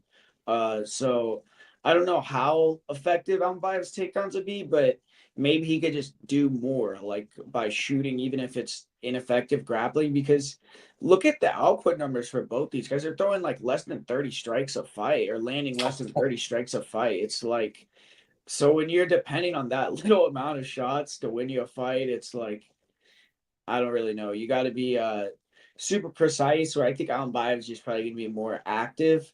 Nicolau, I mean, the guy has been fighting since 2010, and he's a flyweight. So that's 15 years almost. So I don't know. I mean, maybe he's going to be able to turn it around and go on another run. But I just think it's probably Ambayev's time now, even though they're the same age. I think Ambayev's 30 and he's 31, Nicolau. So, but a lot more wear on the tires for Nicolau, I think. But I do think it's a dog or pass if you're going to bet it. But another thing I will say, Novu, yeah, they've been losing a lot recently. A lot of their fighters have been losing. Facts, bro. I would definitely agree. I've been noticing that as well. Yeah. I think homeboy from Contender Series who just got ragdolled, bro. And everyone bet him too. Dude, he was plus 150 and he closed minus 150. The Monterio guy, right? Yeah. That was wild, bro. That was the I remember capping that fight. I was maybe Nova Sunsound's not the gym that you really want to be backing fighters from in Brazil right now. As of right now, it's fucking fight nerds. Well, I honestly though, I will say I thought Aldo got robbed in his fight. But Oh yeah, he did. Rewatching the fight, I know why I lost. yeah, I mean, because he didn't do shit either. But it He was didn't like, do shit. Like, I how can't the bitch about a robbery if you didn't do shit. But Mario didn't even land a strike. I don't think at the round. He was just Nah, but then that goes back to like the Patty Pimlet, Jared Gooden fight of like, yeah. well, one person got held against the cage. Well, it's I like Aldo versus fucking Marab, dude. That was the same exact fight. It's like Marab did no damage and he just pushed him against the fence, and it's like Aldo. I don't think he's ever gonna correct that at this age, but it kind of sucks. Like that's the way that his last title run ends. You know, the dude just fucking like hugging him against the fence, not wanting to fight him at all. So, but yeah, I mean, like I said, Nova, they just haven't been doing great lately, though, overall, though. So, I mean, I think Pedneris is like an awesome coach, so they'll turn it around. But yeah, we'll see if Nicolau can get that win. But yeah, this next fight, I'm excited about this one. I mean, it's a veterans fight. I feel like anyone that's like a hardcore fan is gonna like this matchup. You know, Daniel Pineda versus Darren Elkins. These are I think Elkins has been in UFC since like 2008, and Pineda was signed at one point in 2010. So it's like these guys have been in UFC forever, even though Pineda got cut and had a long time away before coming back. But yeah, man, two grapplers. So I'm excited about the matchup. Personally, I think it's going to be a lot of fun scrambles and stuff like that. But what do you think about the fight, Fitz? You got a lean here? This is a tough one for me because I don't know how to feel about like a year layoff at this point in his career for Darren Elkins. Pineda has been, the more active fighter, and I thought the showing against Nathaniel Wood, even though he got rocked, man, he almost got finished. I think at the end of the second round, and then he rallied back and won the third round. And Pineda's a fighter is at least myself personally, I considered a gasser. And I thought was someone who fades and fights, and he kind of proved me a little bit wrong in that last fight, bouncing back in the third round. And I think if he doesn't gas here, he should win. I think he is going to be a lot more of an effective striker. I think he'll do a decent job in the grappling too. Don't sleep on Pineda's grappling. Elkins, the guy, his wrestling is really good, but he can also be taken down himself. Even guys like TJ Brown were taking him down in his last fight, and he's very stiff on the feet, Elkins, and I mean, he's just a damage, dude. The guy walks through hell, and it's a clear path to victory here as Elkins takes some damage and then just breaks Pineda down, and Pineda gasses, and Elkins, finishes him later in the fight or takes over. But I actually think Pineda here is gonna look pretty good and get a win. Yeah, I mean, we got Pineda though. He's been, I think he was the favorite, so Elkins has been getting some money put on him. But I actually agree. I got Pineda, and I've actually done really good like picking Elkins fights. I think every single prediction I've had on all his fights, I've gotten him right. And I like his style, like so. But I think like if you look at this matchup, like Pineda's a great grappler, man. The guy, I went and watched like his grappling matches against Davi Hamosh when he fought Grant Dawson, and like he was very competitive in those grappling matches. They were both draws, and like I'm pretty impressed with Pineda's grappling cardio too. Like I feel like if it's a grappling match, people are kind of overemphasizing him getting tired. Like I don't think he's gonna get tired in a more of a grappling style fight. He gets tired because he's so sloppy on the feet and he's throwing these bullshit kicks, like falling to his back, like to try to bait guys to jump on top of him, and just doing all this stupid stuff. But honestly, I think if this fight stays standing, I think early on Pineda will be killing him, like landing a lot of leg kicks and big punches. But if they're like on the feet in round two, round three, I think Elkins will be landing a lot too, and it'll just be a stupid fight. But I think there's going to be a lot of grappling in this fight, and I think Pineda is going to get the better of the grappling. Elkins, the guy's like super hard to submit, man. I've seen like his guillotine defense is so sick too. Like, so Pineda, one thing about him is the guy's finished all like if you count the two wins he had as well, like in the PFL that were turned to no contest, he has 31 wins and 31 finishes, where he's finished every one, and he's 0-7 in decisions. So that's kind of It's a sketchy. ridiculous stat. Yeah, going against Darren Elkins, because Elkins is like a never say die type of guy. So, I mean, maybe Pineda could get his first decision win here of his career if there's a lot of grappling and he can kind of control it. But yeah, man, I mean, that's what makes the fight weird because if Elkins survives, Pineda, drops the ball again with his fight IQ, maybe he'll take another decision loss. But what do you think, Billy? Who do you got here? Yeah, I'm gonna have to go on the other side. I like Darren Elkins in this matchup, but from a betting perspective, I understand why you guys would be betting Daniel Pineda because I just don't see like Darren Elkins. How many times out of 10 does he really win round one in this fight? Like 3 to 4? And that's being like kind of generous. I feel like if you're betting this fight, you wait till after round one, make sure Elkins doesn't die in the first 5 minutes, and then you bet Elkins in live round two. But if you don't have access to live betting, Darren Elkins to win in round two to start was plus 155. And kind of like what your point was, the odds makers are kind of siding more with the historical trends of Pineda's career unders, but I feel like that last couple of fights, the Caceres fight and the Nathaniel Wood fight, his durability definitely did hold up a little bit. And I could see this fight, Pineda coming out hot early.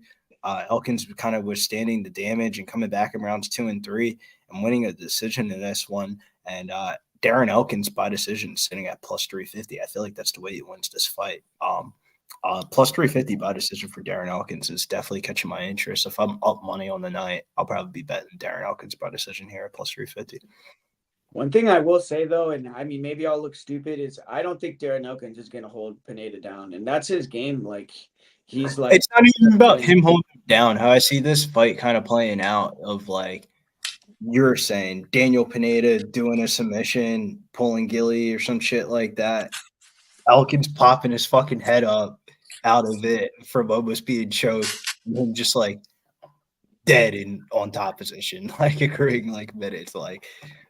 Yeah, maybe. I'm just like I think Pineda has some of the best like his butterfly sweeps are some of the best in the UFC. Literally out of Yeah, anyone in the I'm a UFC. little bit worried about his training situation heading into this fight. Like watching his media day and him speaking about his training situation.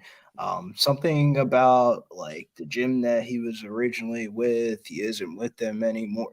It basically sounded like he was training in his fucking like garage for this fight, and this is probably it for him. Like he says, if he loses this one, he's probably going to retire. And I was like, well, that's kind of like the breaking point for me. And then like the line has kind of like gone towards where Darren Elkins is now the favorite. And I feel like that's like the people are betting Elkins for a reason. I feel like Daniel Pineda is probably going to retire, man. Well, yeah, but I mean, how many fights does Elkins have? No, like I'm saying, like I think he like there's a Elkins could retire on Saturday too, bro. He's 40. no, but Elkins in his interview, he said It doesn't matter what he says though, dude. I no, think it's not about it's 40. all about like what their psychological like mindset is coming into the fight. And he said I feel like Elkins, dude, he just comes in, he'll just fight once a year for a paycheck. Like that's what he's been doing. And a match, I mean, for me, it speaks a lot about the matchup he's taking. This is against another veteran, you know.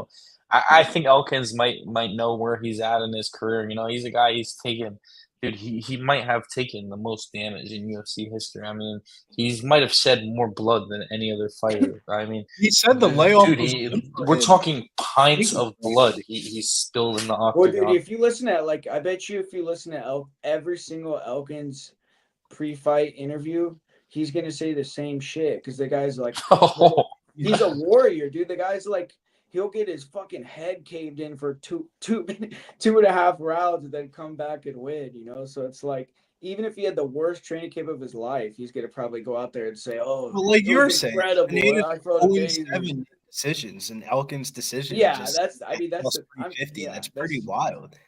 Yeah. I mean, obviously, if you look at it just resume-wise, Elkins' resume, like, blows Pineda's out the water. So it's like, you can't really do a resume battle with the way this fight's set up, that Elkins by decision should be like plus 275, plus 250. Like he's the fucking betting favorite in this fight, and it's still plus 350 for him to win by decision. Well, that's what I think. That's like a trap line, dude. I was just gonna say this. It's smelling like a rat, dude. Elkins, dude. Like, I mean, Elkins. I like that, dude. I bet Elkins a lot, like in a lot of his fights. Like that's why I have the same sentiments of like, if I'm gonna bet this fight, Why would I take the money line at -114? Like, he's probably just getting his ass beat until he wins in like the second and third round, like just accumulating damage early in the fight. But I don't know, man. If you're gonna bet it, that's the reason why I keep on saying by decision at +350 or around him to win round 2 to start +155. If I bet this fight, I would want plus money. Yeah. Yeah. I will say Elkins is a legend though. Like I'm a big fan of the guy. So we'll see. We'll see if he can get another win. Like I think he could be done with wins in the UFC, but if he can get another one, that'll be good for Well, him. this weekend he ties Max Holloway for most fights in UFC featherweight history. Granted, Max Holloway fights in a couple of weeks, but he mentioned that at his media day. So I mean, I'm not saying I'm taking these people's fucking word for granted or something like that, but it's not like MMA isn't like fucking basketball or NFL where like we get the media day like every fucking day for these people. Like basketball, bro, I could go on my TikTok right now and probably like scroll through like a TikTok live and even the WNBA and probably find somebody like live on their Instagram and like ask them like 3 fucking questions and like get the questions that I want answered. MMA, bro, like these people show up like fucking once a year. Some of these people are showing up once every 2 years and shit like that. Like you got to take a little bit out of something for the media day. Yeah. Like even if there are like Well, media the big. only reason why I'm saying because it's like like after his last fight, he like tore his MCL and shit, right? Like, and he had that knee injury, Elkins. So Yeah. I he mean, took he had off a a long whole layoff. year. Like, so he wasn't training. It's not like he wasn't doing shit. Like the guy's just sitting around, aging and getting better or getting recovered. I'm not Like I saying say, I Darren feel Elkins is great. getting Like it's better, not like but he's I been think having the some striking of fantastic Darren training Elkins camp. could look really bad here, man. If you watch the TJ Brown fight, I mean, he was so stiff on the TJ feet. I Brown mean, is lost too. Like after that fight with Elkins, he went on the regional scene and I lost. know. He yeah. lost like Just a guy that was striking a kid looked in really bad, seconds. and I can't imagine coming off the knee injury. It's going to look much better. Yeah, I mean Pineda, Pineda, you know, they I strike, wouldn't they want him strike. jumping guillotine though. That would scare me. But if he That'll can be sweep and get horrible on, if they strike. All Pineda strikes are just looping bombs, dude. Like it'll be so sloppy. That'll be a funny fight. Honestly, it's gonna be a funny fight. Like it'll be a beam fight for sure, one way or the other. I feel like, but Yeah, you live bet this fight. If Pineda starts showing signs of like if Darren Elkins takes the damage of Daniel Pineda early, you live bet that shit immediately after round 1. yeah, man. I mean, anytime Darren Elkins fights, I'm gonna watch it. But next fight, man, we got another fan favorite, Charles Johnson. He's taking on Sumudaerji. Medarji's coming back. Where Sumudaerji, I feel like he's been kind of a bust in the UFC. Like he actually had a lot of hype at ton one of fight. point, and he hasn't fought very much. He had a lot of injuries, and just hasn't been getting the results. I feel like they rushed him and they put him against a lot of really hard opponents. Like he's been facing a lot of grapplers too. Like I don't know why they gave him those opponents, but now he's getting at least a little bit more favorable matchup. You'd think. I mean, someone that might strike with him, even though I think Charles is probably going to grapple too. But yeah, what do you think about this fight, Fitz? Who do you got here? I mean, it's a little tough because Sue, I mean, is so inactive, man. I'm not gonna. That's why if he had, maybe one more recent fight, maybe I would look to take a shot on him here. But Charles Johnson is the complete opposite of that, man. He's like by far the most active flyweight. He's been one of the most active fighters of this year, period. Um, and he's looking to continue to get paid. And there's a huge advantage here in the grappling, man. He has the ability to go in there, get takedowns. Um, I think Charles Johnson's grappling is pretty good. I know it's kind of been exploited and used against him in some fights, but I think his grappling is good. I think his striking, is good enough to hang on the feet. But I mean, Sumudaerji is a dangerous striker, man. I was there in Long Island when he fought Matt Schnell. I had a big dog taking on Matt Schnell. That was a really fun fight for me, but he fucked Matt Schnell up before Schnell locked in that submission.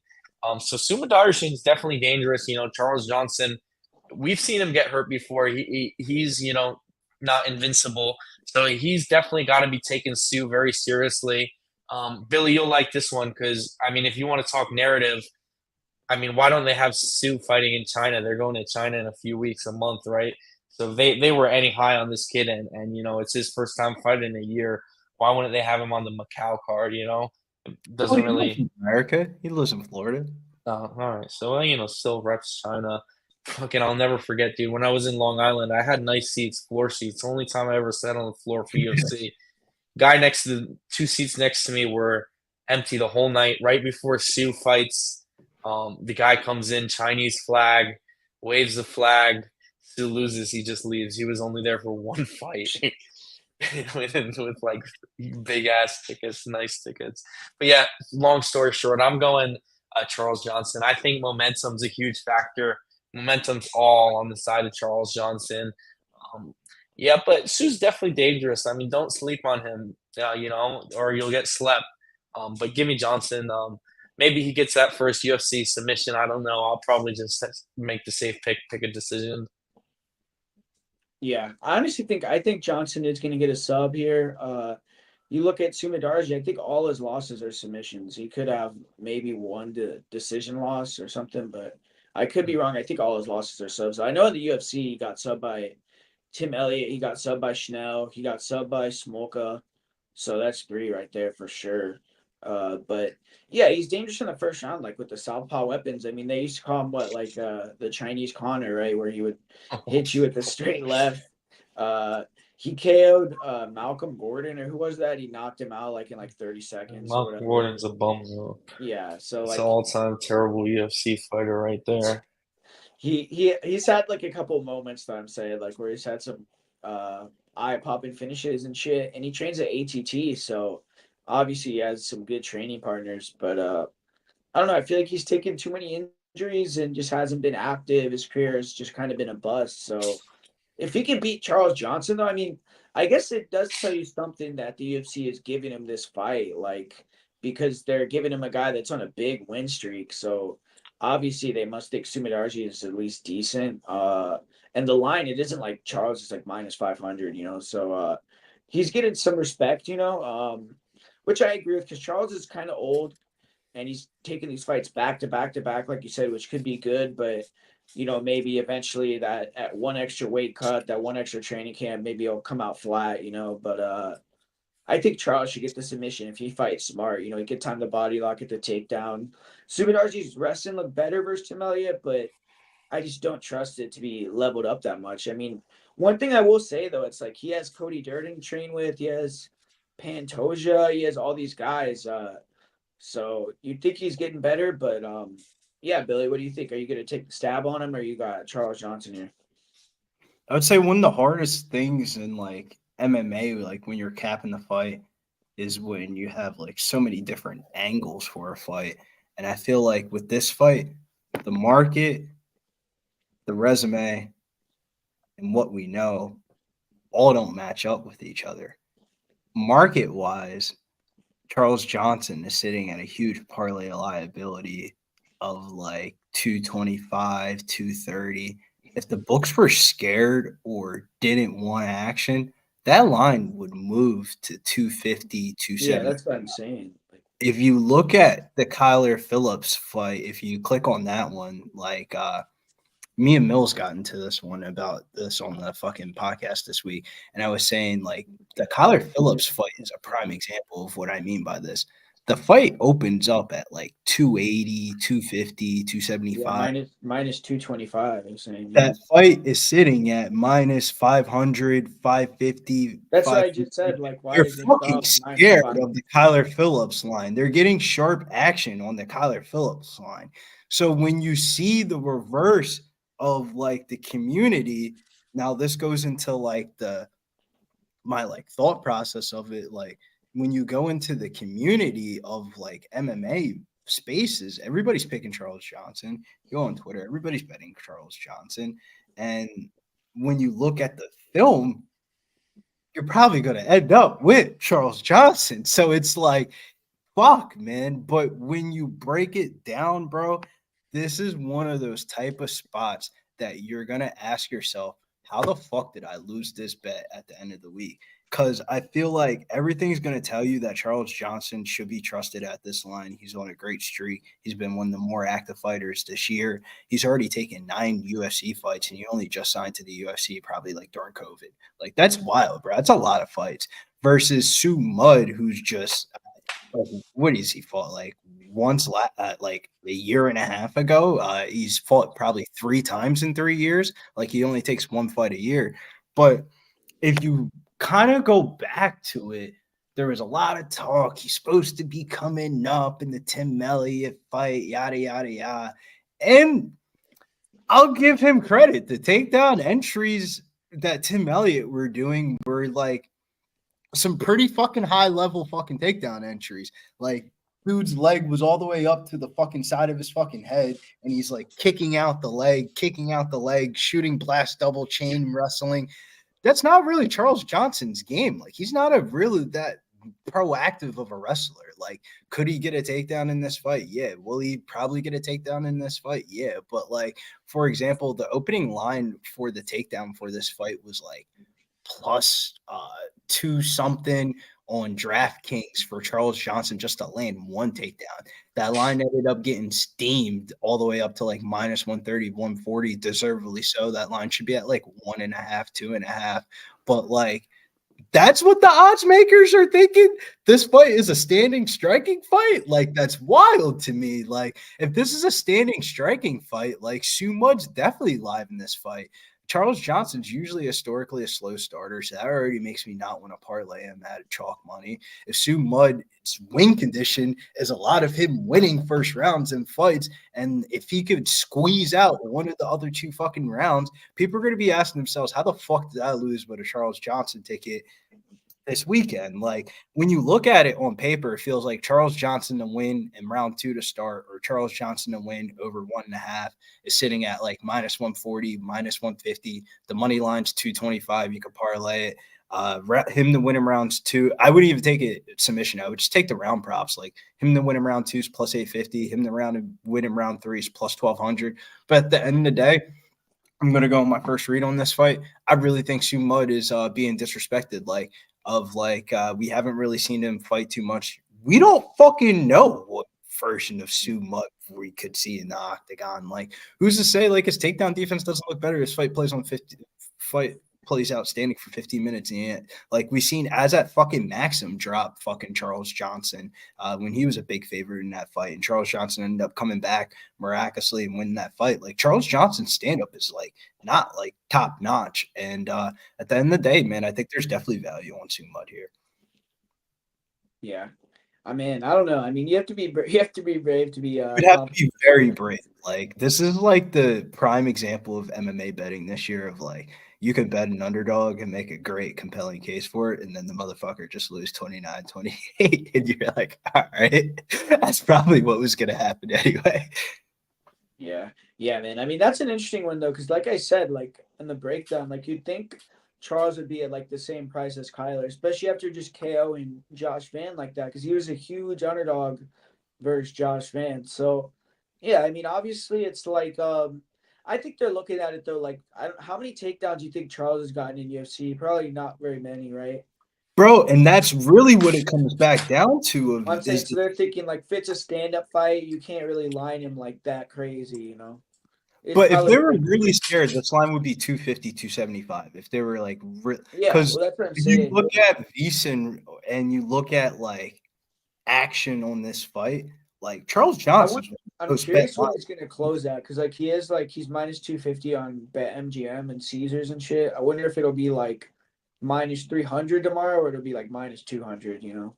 If it's minus 300, stay away from the Sue Mudd money line. But if that creeps back down, I didn't even see it went up to 250. If that creeps back down a little bit and like that line just stays there, I mean, like, dude, I thought that you can see FanDuel is 220 though, so FanDuel is still minus 220. But and that's very telling, bro. Look at the other lines. FanDuel updated their lines specifically for the PFL, because I remember I had to send out the PFL shit early, and they updated all their lines for UFC for this weekend. Like, there's even Jake Hadley props for his fight type shit, and that fight just got added like yesterday, a day or two ago. I'm about to So see what do you 220, bro. Like, damn, man. They're just saying, come bet at FanDuel. Yeah, look at on Bet lay up Online. Charles Bet Johnson. Online. Guess what his number is right now on Bet Online? Sue's is 230.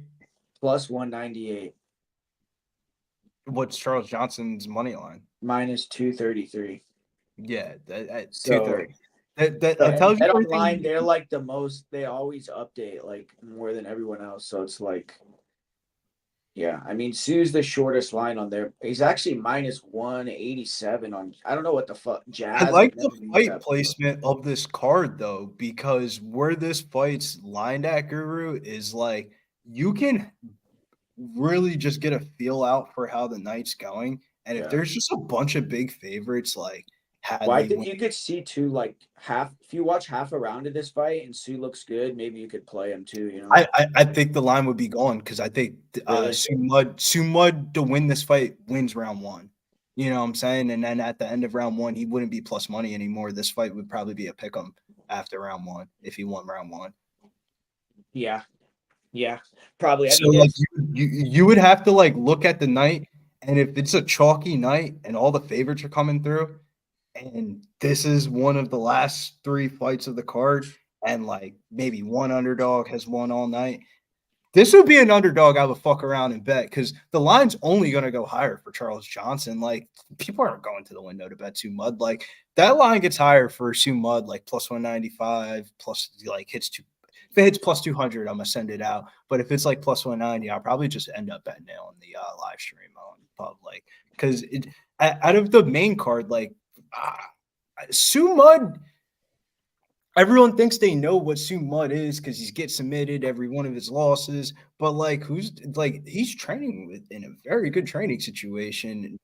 Sometimes these people just put it all together, and it's usually like these random ass fucking Chinese prospects. Like, yeah, man. But next fight, we got another one of these. I guess a little bit less similar because Rob Font's taking way more damage than Charles. But Rob Font versus Kyler Phillips. We got Font coming back after like over a year layoff. He's 38 years old. So at 135, I don't know how many more fights he has left, especially with, I mean, his last two fights, he's gotten absolutely dominated, just held down easily. So, I mean, I think Kyler, if he's smart, I mean, just take the guy down and lay on him and you could win an easy decision, you'd think. I mean, I don't think Rob Font. Is that what Kyler wants to be doing, though? I mean, for me, Kyler likes to go in there and put on he wants to put on a show. He doesn't want to lay on him for three rounds. He's in the spotlight. This is the biggest moment of his career. So I think he's going to go out and strike with Rob Font.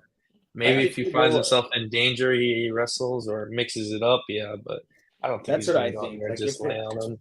I guess if it's a hard fight, then he'll just wrestle him and lay on him. But if he could dominate on the feet and like be flashy, then yeah. But I don't know. I mean, I feel like Rob Font, a lot of people are picking him to get finished this week. I think a tough guy to finish. A submission is the only way I would maybe look at it. I mean, Font has never been knocked out before in his career. He gets dropped. It's like, dude, the guy's recoverability is like incredible. Like he gets dropped and then he comes back in the next round, like beating the guy's ass at the beginning of the round. So it's like the Cheeto Vera fight. Yeah, that's the one that comes to mind. That's a pretty legendary fight. Aldo too. He would get dropped like at the end of the round and then come back like really strong. Like so he had a few of those fights like versus Cheeto where it's like Cheeto landed like 50 strikes and he landed like 260 and he still lost the decision, which is fucking crazy. But it's just because he's getting beat down, like dropped and shit. But yeah, Kyler, like the guy's dynamic. He's gassed in the past, but I just don't think Rob has much left. What about you, Billy? You think Rob can go the distance here? Or you think he has a chance as the underdog, or you got Kyler all day here? Yeah, in the beginning of the week, I kind of thought the line was a little bit wide, but then kind of it's wider for it. Then the pitch of Rob Font, like he would have to win a bullshit decision where like it would be like Sal Diamato giving him like like it would have to be a bullshit decision. That's the only way I really feel like Kyler Phillips could lose this fight. And I thought it was gonna be kind of really decision, but I don't know, man. Font has dropped 4 out of his last 5 fights. Age of 40 is creeping up. I haven't really been high on the New England cartel. You can see they're doing different shit. They're going up to Glover's gym up there in Connecticut and stuff like that to get different looks. Like that tells you everything you need to kind of know about what they feel like what their training situation is. They used to be like one of the nucleuses in the Northeast. I feel like to Phillips's criticism, he usually fights to the level of his opposition for better or for worse. And in this case scenario, I think this would be for the better for him. And I wouldn't be shocked if he found a knockout. It would be a fluky knockout, but like Rob Font looks like prime candidate situational scenario coming into this fight for a fluky knockout. Like Kyler Phillips, like you guys said, of like he probably wrestles in like the first round, but if he feels comfortable on the feet, he's definitely about to start throwing some spin and shit. And it would not shock me at all if he ended up like knocking him out with like a fucking head kick or following up with like a flurry of strikes.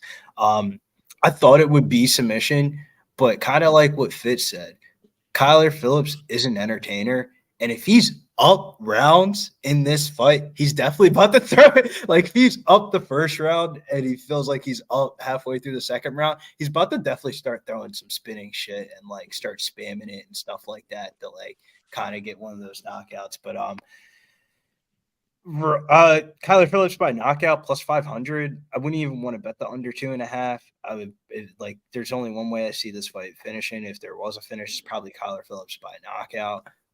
Yeah, he could do a process submission, but you don't think he could like flash knock him out with like some bullshit ass fucking head kick and then like follow it up? Because he's -5 something now for a reason. Like the Solange has been creeping up all week, and listen to Kyler Phillips. He's locked in, like Fitz said. He knows this is the biggest fight of his career on the co-main event. Granted, it's an Apex card, and he's been on a lot of pay-per-views, but this is like put up or shut up time for him in his spot in his career where he can like really propel himself to be in that upper echelon with his other training partners at MMA Lab like Bautista and Sean O'Malley. Yeah, I mean, I don't. The only reason why I'm saying sub is like if you look at his finishes, like in UFC, like he subbed Marcelo, and then even when he got the KO over Cameron Ellis, like he was back mounted on the guy. Yeah, he was really back flattened out.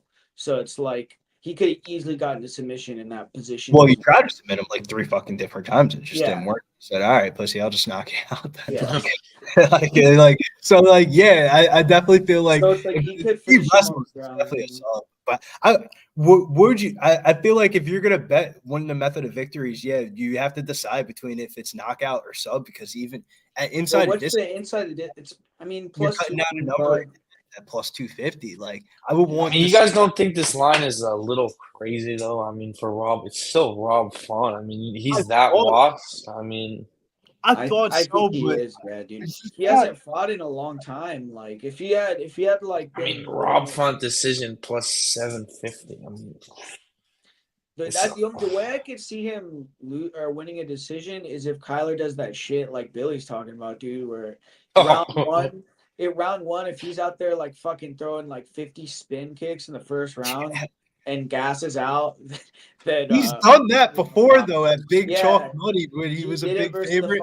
But that's the reason why I say he fights to the level of his opposition, bro.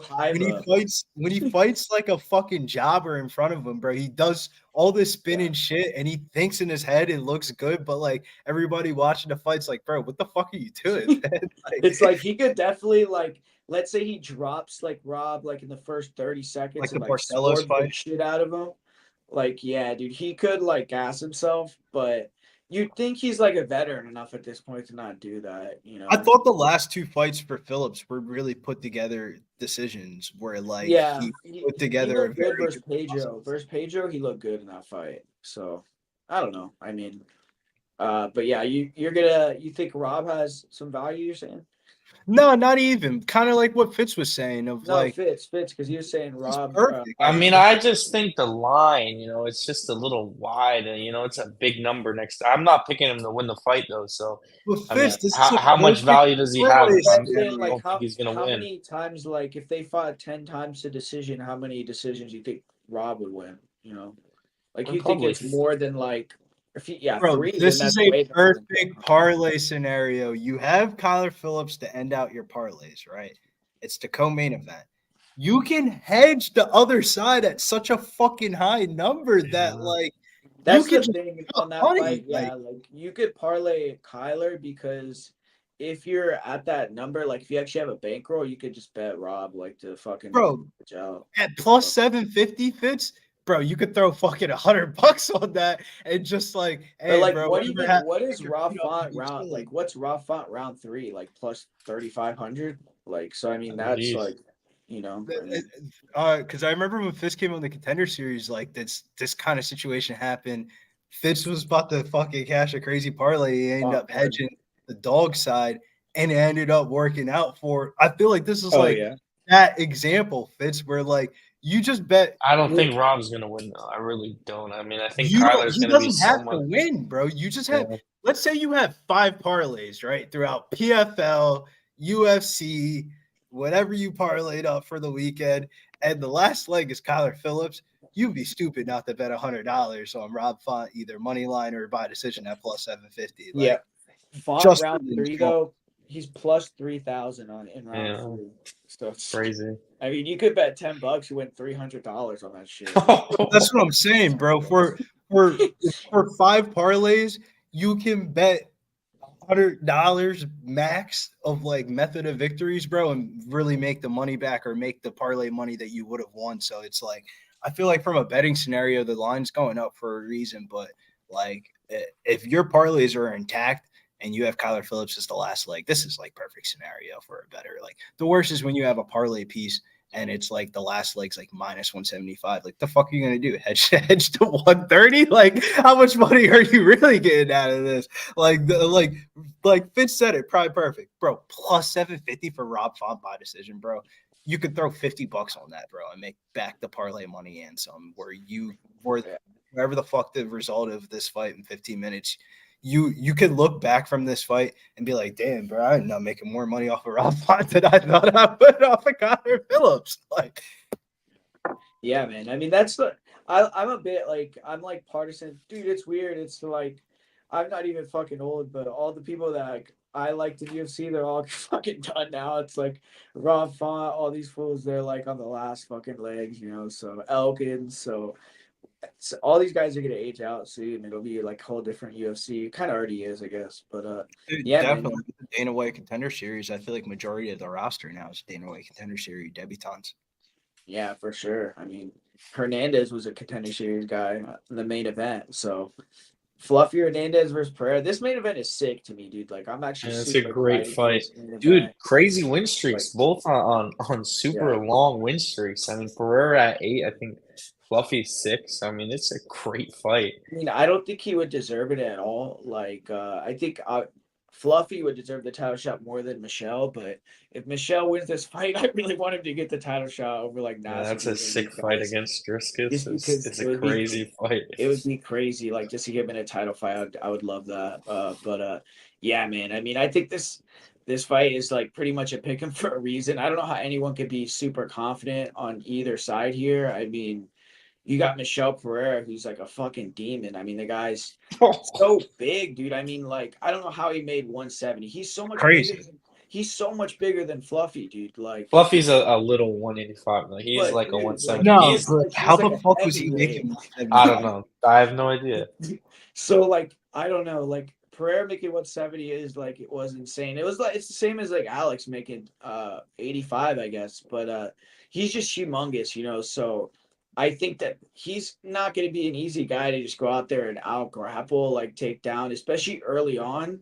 And Hernandez is one of these guys where it's like his whole game plan in all his fights is he's going to take damage in the beginning of the fight, like fucking try to go out there and like eat everyone's shots and go to war and like break them. But it's like, how much damage are you going to be able to take against Pereira? I don't really know. It's like Pereira could go out there and blitz him early. I think Pereira by submission round 1 is like there's a ton of value in that, or round 2 submission, because you've seen him kick those front chokes on guys early multiple times recently. You've seen Hernandez get subbed Stick by his neck out. guillotine before. Edmond almost submitted him with the guillotine And Forget Michelle's Edmund. How about Josh Fremd almost Yeah, got him with Josh. the guillotine? He had him mounted with the guillotine. fucking Pereira, dude, his guillotine, she's putting people to sleep at like That's what I fucking mean. The seconds. submission plus Like, 1,000 is ridiculous, yeah, dude. That that's is retarded. Pereira's won these last two Insane, fights dog. by sub. Yeah. I love it. I mean, I was originally thinking I was going to be on Hernandez because, I mean, you just see the path to victory. It's so obvious. I mean, he just breaks Pereira. Pereira's going to gas.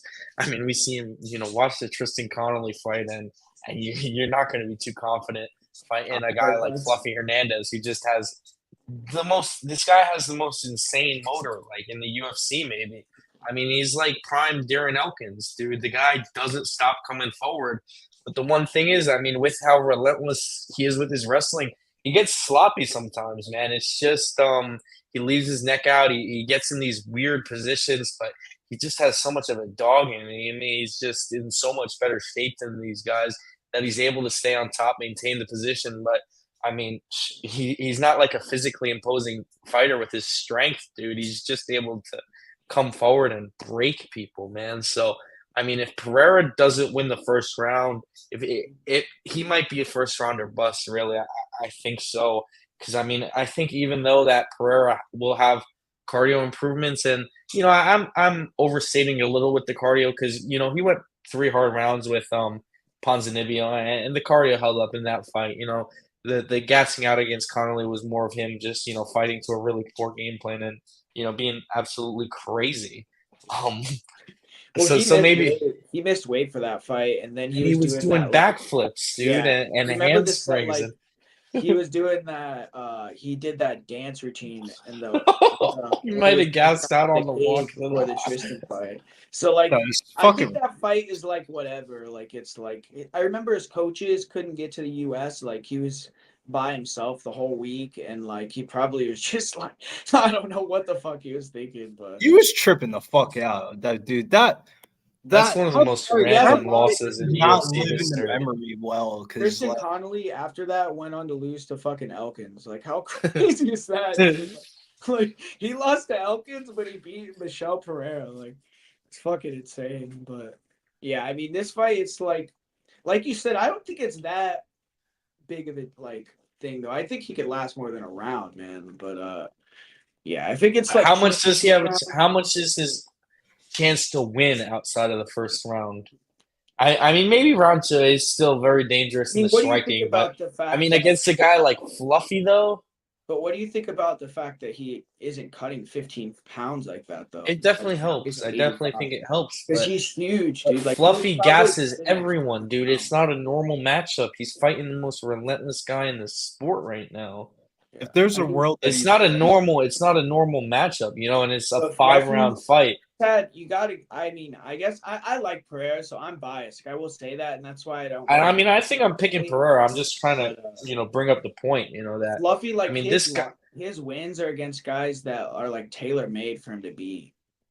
Like, dude, Roman Kopilov, he lost to Albert Duraev. Like, then he that was before he really figured it out. Though he started putting it together after that fight. He like Duraev is garbage. That guy's like the biggest quitter in UFC history. Like he's him on steroids was alright though, man. I had a couple good rides with. But like you're saying, Josh Fremd, like dude, that guy gets taken down. Like anybody could take down Josh Fremd. So it's like I don't know. These wins are not great wins, man. I guess Vieira is a good win, but that dude fucking like. Gas. That was a death gas, dude. Like after he whooped Anthony Hernandez's ass, like all these fights, he's beating gassers. Yeah, exactly. And Hernandez too, I will say, like he's gotten hurt to the body like multiple times versus kickers. Like when he fought Kevin Holland, he got finished in the first round like with body shots. Quickly too. Yeah. He got finished by that fucking karate combat bum guy with body kicks too. Marcus Perez. Remember him? The Joker. Yeah, like he finished Hernandez he front choked him with the anaconda choke. So it's like I don't know, man. I think Pereira by sub is like one of the best bets. Plus 1,000, yeah. Hell no. Value wise, I think it's like, dude, that should be like a plus 350 line. Like to have plus 1,000, to me it makes no sense because he could just. I think if Hernandez gets in the same positions as like Josh Fremd or Edmund or these guys, he's gonna fucking choke him unconscious. Like it doesn't matter like how tough Hernandez is. So I don't know. I mean, what do you think about it, Billy? It seems like you like Michelle too here. Yeah, this just comes down to like the way the Apex cards are kind of set up. I feel like a lot of these Apex cards are kind of just like set up where the bookies don't get like tomorrow's card, UFC card could be third or fourth, like most bet on like things like college football. Like there's huge college football games, like Colorado plays at 3 o'clock. Well, Top that's worse by far, right? Football would be Yeah, college. Oh, and then it's playoff gonna be baseball college too. football, Oh, then baseball too. Yeah. baseball and stuff like that, and then What, W. WNBA, Billy. I Yeah, mean, people are no, saying that. Billy is WNBA like Sunday. 50% of that handle for the WNBA Game 5. WNBA Sunday, but then third is probably going to be NHL. So then like UFC ends up being like fourth, where like Well, I you feel like think PFL like they might even get and more? PFL No. could be ahead of the UFC with Well, I could Nagano see fighting. No dude, I could chance, see bro. Francis. I could see Francis. Action Maybe wise. just that fight alone. Yeah, We're I talking could about see- action wise. Chris Cyborg and Francis are the two biggest stars of the weekend. Yeah, Bro, it's even not a the bad AJ point, McKee but Paul Hughes fight. I I'm don't talking think about many betting people, action.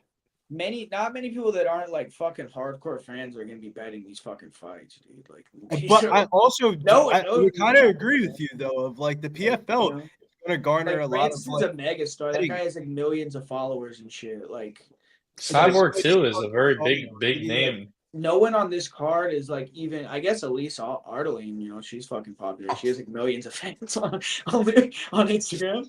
But And that's kind of like my point though. Of like I think it's going to be a pretty chalky favorites card, kind of like similar to last week where it was like a bunch of favorites and then Tyre ends up losing the main event and that like ends up like saving the books and chops up all the parlays. Like I mean, I was Fluffy laying minus 140. Like it like is if Fluffy is a lot any type of liability for the books, like I feel like I I don't know. I feel like there more money's probably going to be coming in on Michelle Pereira, but I don't know, man. I feel like betting wise, the market's kind of shaping up for me to bet. well, to me, that's a perfect live bet. It's like, dude, if you bet Michelle like round 1, round 2 sub, like you can get like plus 1,500, plus 2,000.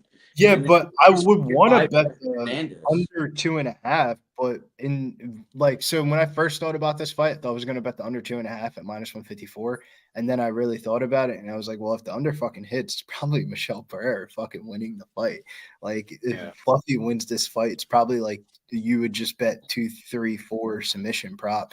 I don't see this fight hitting the scorecards. And if it does hit the scorecards, that means Michelle Pereira defended enough takedowns where he probably wins a fucking decision on some bullshit. Like, I think that's the money. Like, more times than not, unless you're betting Fluffy props, round props, then like you can hedge yourself. You don't even need to hedge yourself because it's the last fight of the night. Hopefully, by this point in the night, you have your parlay money all cashed in, and you just dump on Michelle Pereira and call it a fucking night. Like you allocate whatever money. Like if you bet Michelle Pereira and you bet some fluffy round props and you're up money on the night from some parlays for the rest of the night, wherever how the Rob fight goes. Like, how do you not just bet Michelle Pereira plus money and just call it a night? Like, fuck it, kick your feet up and just enjoy the show. Like, this fight should be a pickle. Yeah, whoever's the underdog, I think you have to side with. It's like Michelle has that explosiveness. You could fucking take him out. And I think Michelle's cardio is like underrated, honestly. I think he can win a decision. 5. Like, dude, he beat multiple guys in decisions at 172. Like that's what I'm saying. Like, if Fluffy goes 5 rounds, and that means he did not get enough takedowns, and that's probably bad for him for like volume versus like control time, bro. I think Michelle Pereira could definitely win a decision. Like, I would not rule that out. Yeah, that's gonna be a sick fight though. Like honestly, like because I feel like those two guys, like whoever wins that, could definitely be a threat to fight for the belt and win the belt. Because dude, I think Michelle could be anyone like on any given night. I mean, dude, you see his 185. Like he's had what 3 fights and he's they're shredding like these guys. one in like a minute. Like it's like all combined. Some of these fluffy round props are a little bit wild. Like I'm looking at it on FanDuel right now. Fluffy to win in round 2 by submission, 10-1 odds. For him to win in round 3 by sub is 14-1 odds.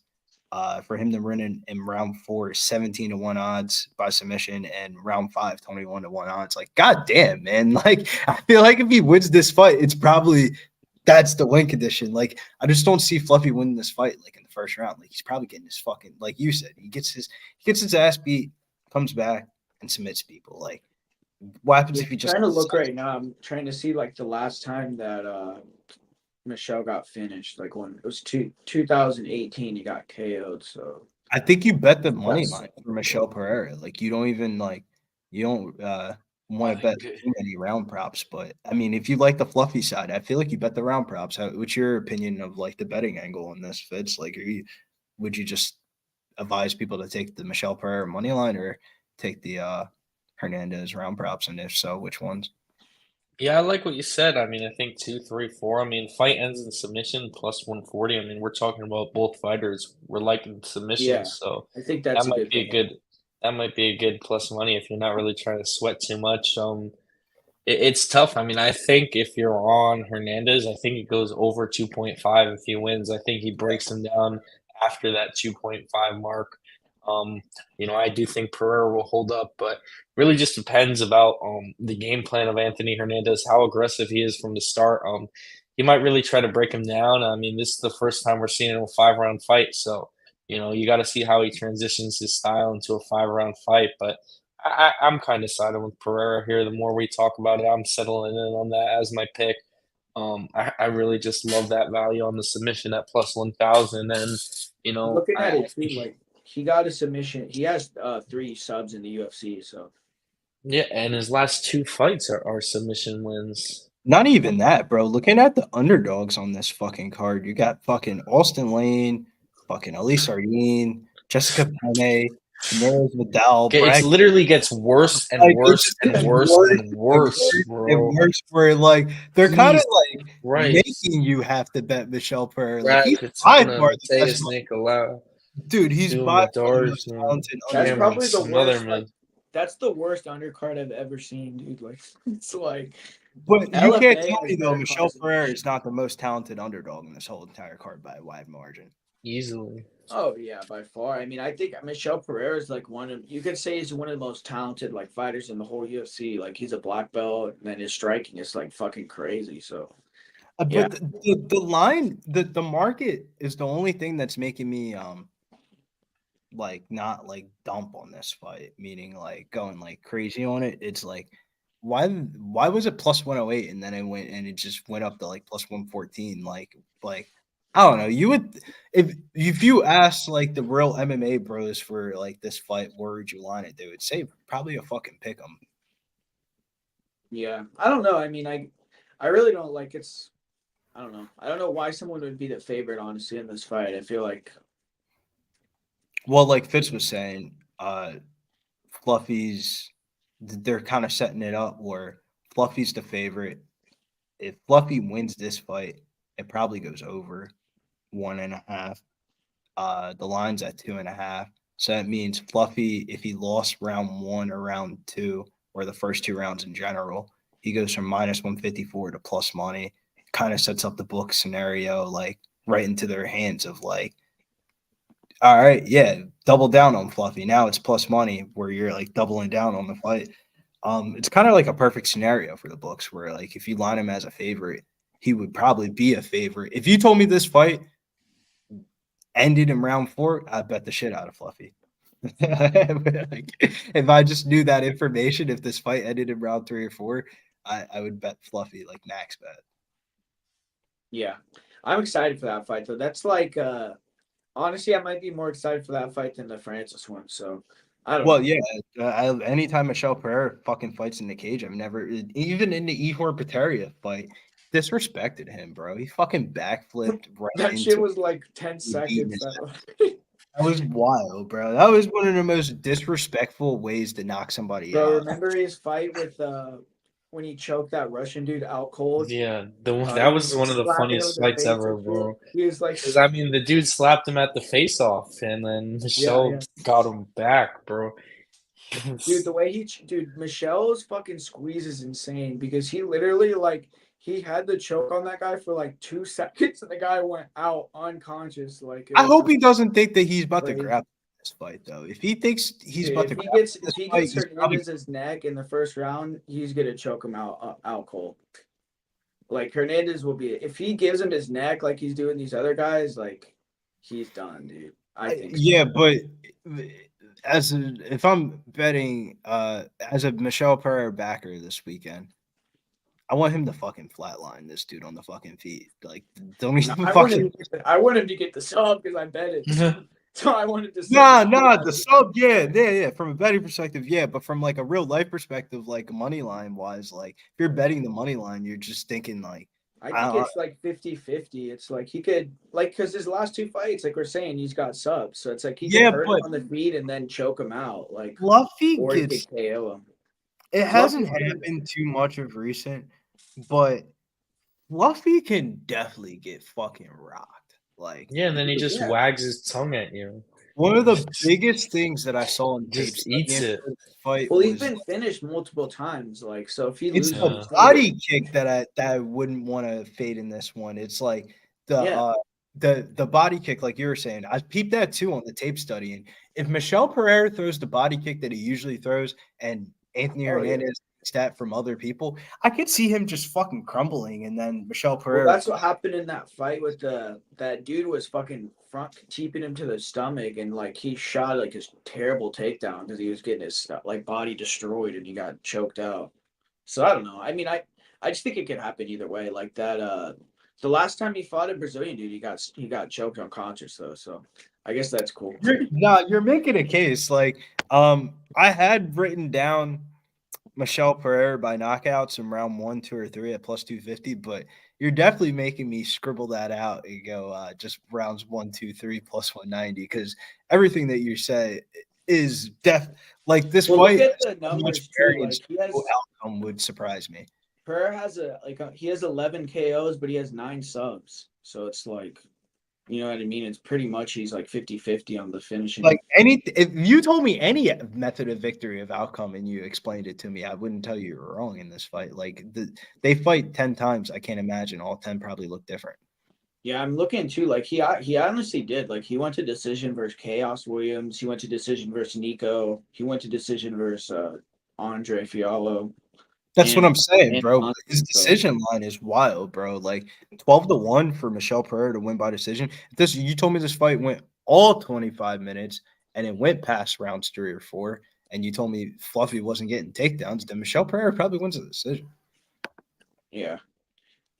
Most of his losses though are decisions though. Like if he loses, so maybe you could like play the like you said. If you like Hernandez, go with the Fluffy's UFC wins have been all submissions. Like Fluffy's that's why they love Fluffy. It's the only reason why he's in this main event because he has Fluffy, a lot of round 3 finishes too, Fluffy. So like that's why I say it's whenever Fluffy Hernandez fights in a fight, regardless of what side I'm taking, I have to bet rounds 2, 3 sub. Like prime example is the Edmund Shabazian fight.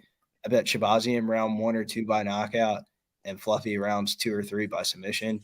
And it was like, I could really care less who fucking wins this fight because both of these are like the round 1 and 2 by knockouts, like plus fucking 215. Fluffy to win by sub in rounds 2 or 3 is like 275. So it was like, all right, we're sitting at like, you're just playing a math game at that point of like whatever you allocate money on more is probably what you're going to root for. And that's kind of how I feel about like the main event here of like, you can bet Michelle Pereira money line, dump on it, and bet the round props for Fluffy by sub and like be up money on it. Like it's the main event. Like you can just like the goal of every main event is just to have money to roll over unless it's a main event that you're super confident on. But like you should use a main event as like a pillar to like boost up your night. Maybe you're having a bad night and you need a main event to make up some money. Or if you're having a really good night. Last week with Royval. Yeah, like or last week was like a prime example where like the main event kind of like ended up hurting me, where like I ended up being down like 0.4 units of a card, but it didn't feel like that because like I won every bet up until like that fight. Like so it was like the way the night was set up was I had a parlay that cashed. and then I had Pat Sabatini money line. I was too scared to go method of victories, and then I had a unit on Tyra submission or decision. I had a unit allocated between submission or decision and him to win in round 2 to start. So like when he lost, it was kind of like okay, like yeah, I already hit the withdrawal money in my on my FanDuel account from it, but like it's kind of sucked. I actually thought he was really gonna win. I'm glad as fuck I didn't parlay, so it's kind of like the bookies like smack me on the ass of like, good job, bud. Like, all You right, got like your money back, yeah, bro. yeah, like I Like that basically sometimes. just lost money like on Bet 360. I bet it on Bet 365, so like it didn't feel like I lost money. So like when you do like your allocations, I Yeah. lost money, but like I the shit I bet on FanDuel all hit, but the tire shit I bet on Bet 365 because they had a good line. I lost it, and I was like, damn, man. That's how they get people like recreational bettors, dude, because they'll win like 5 bets, and it's like you get that fucking like high off of winning those bets, but then you lose like 7 of them and you lose like $50. It's like you do that shit like 20 times in a row, you're down like $2,000. This Dude. is this fucking card by that what you just explained describes this card where you can fuck around and parlay a bunch of different shit on this card, and like a casual bettor could probably make a money off of like a fucking 2 to 3 leg parlay on this card, where like people are gonna have money by the main event, where like the main event's gonna get a little bit of attraction. PFL's been on, like this main event is definitely gonna get more money. Where the market is right now is definitely not where the market is, nowhere close where the market's going to finish. This market's really going to develop late afternoon tomorrow around like 2 or 3 o'clock in the afternoon, I feel like. Yeah, but yeah, guys, this was fun, dude. It's been a while. Hopefully, we could do this again soon, man. This was a good time breaking down this card. I know next week maybe we'll do it again next week if you guys are both free, man, because we got a big card next week with Oh the yeah, I'm so Poirier hyped. versus Holloway. So yeah, man. But Fight of the year for me. yeah, this was fun, man. I like breaking down the card with you guys because some people, dude, you'll argue with them, you'll go back and forth, and it's like they'll like get weird about it, or it's like I don't know, we're all just bullshitted, talking shit. So I like that we can do the back and forth stuff. It's fun, and yeah, man, I think people get good information out of these streams. So yeah, thanks for coming on, guys. Billy, Fitz, if you guys want to shout some stuff out right before we get out of here, Billy, go ahead, brother. Shit, man. Always nice breaking down fights with you and Fitz, man. Always good to look at like every fucking angle at these fights. I mean, 2 hours and 30 minutes. What didn't we talk about for every one of these fights? If you didn't walk away with money this weekend, man, what are you doing? Yeah, for sure, man. We had do 2 cards on this one, but it's still a good time. And what about you, Fitz? You got your TikTok shit going? You're on Yeah, Fitz Magic on MMA on TikTok. I'm trying to get the Instagram going, Fitz Magic MMA. So try to follow that. And yeah, just excited. 2 big cards, a lot of opportunity to make some money. So hopefully we'll help you out. I think it's big. You got 3 different perspectives here, 3 guys who really love MMA and are studying it. So it's just good. You get a good conversation. So hope you guys like it. And thanks for having me. Yeah, Facts, man. bro. All 3 different type of betting styles as well, man. Yeah, yeah, guys. So thanks for watching, guys. And like I said, I'll be back soon breaking down some fights. We'll be back doing some live shows. So stay tuned to the channel and peace out later. Nice, dude. Thanks, guys.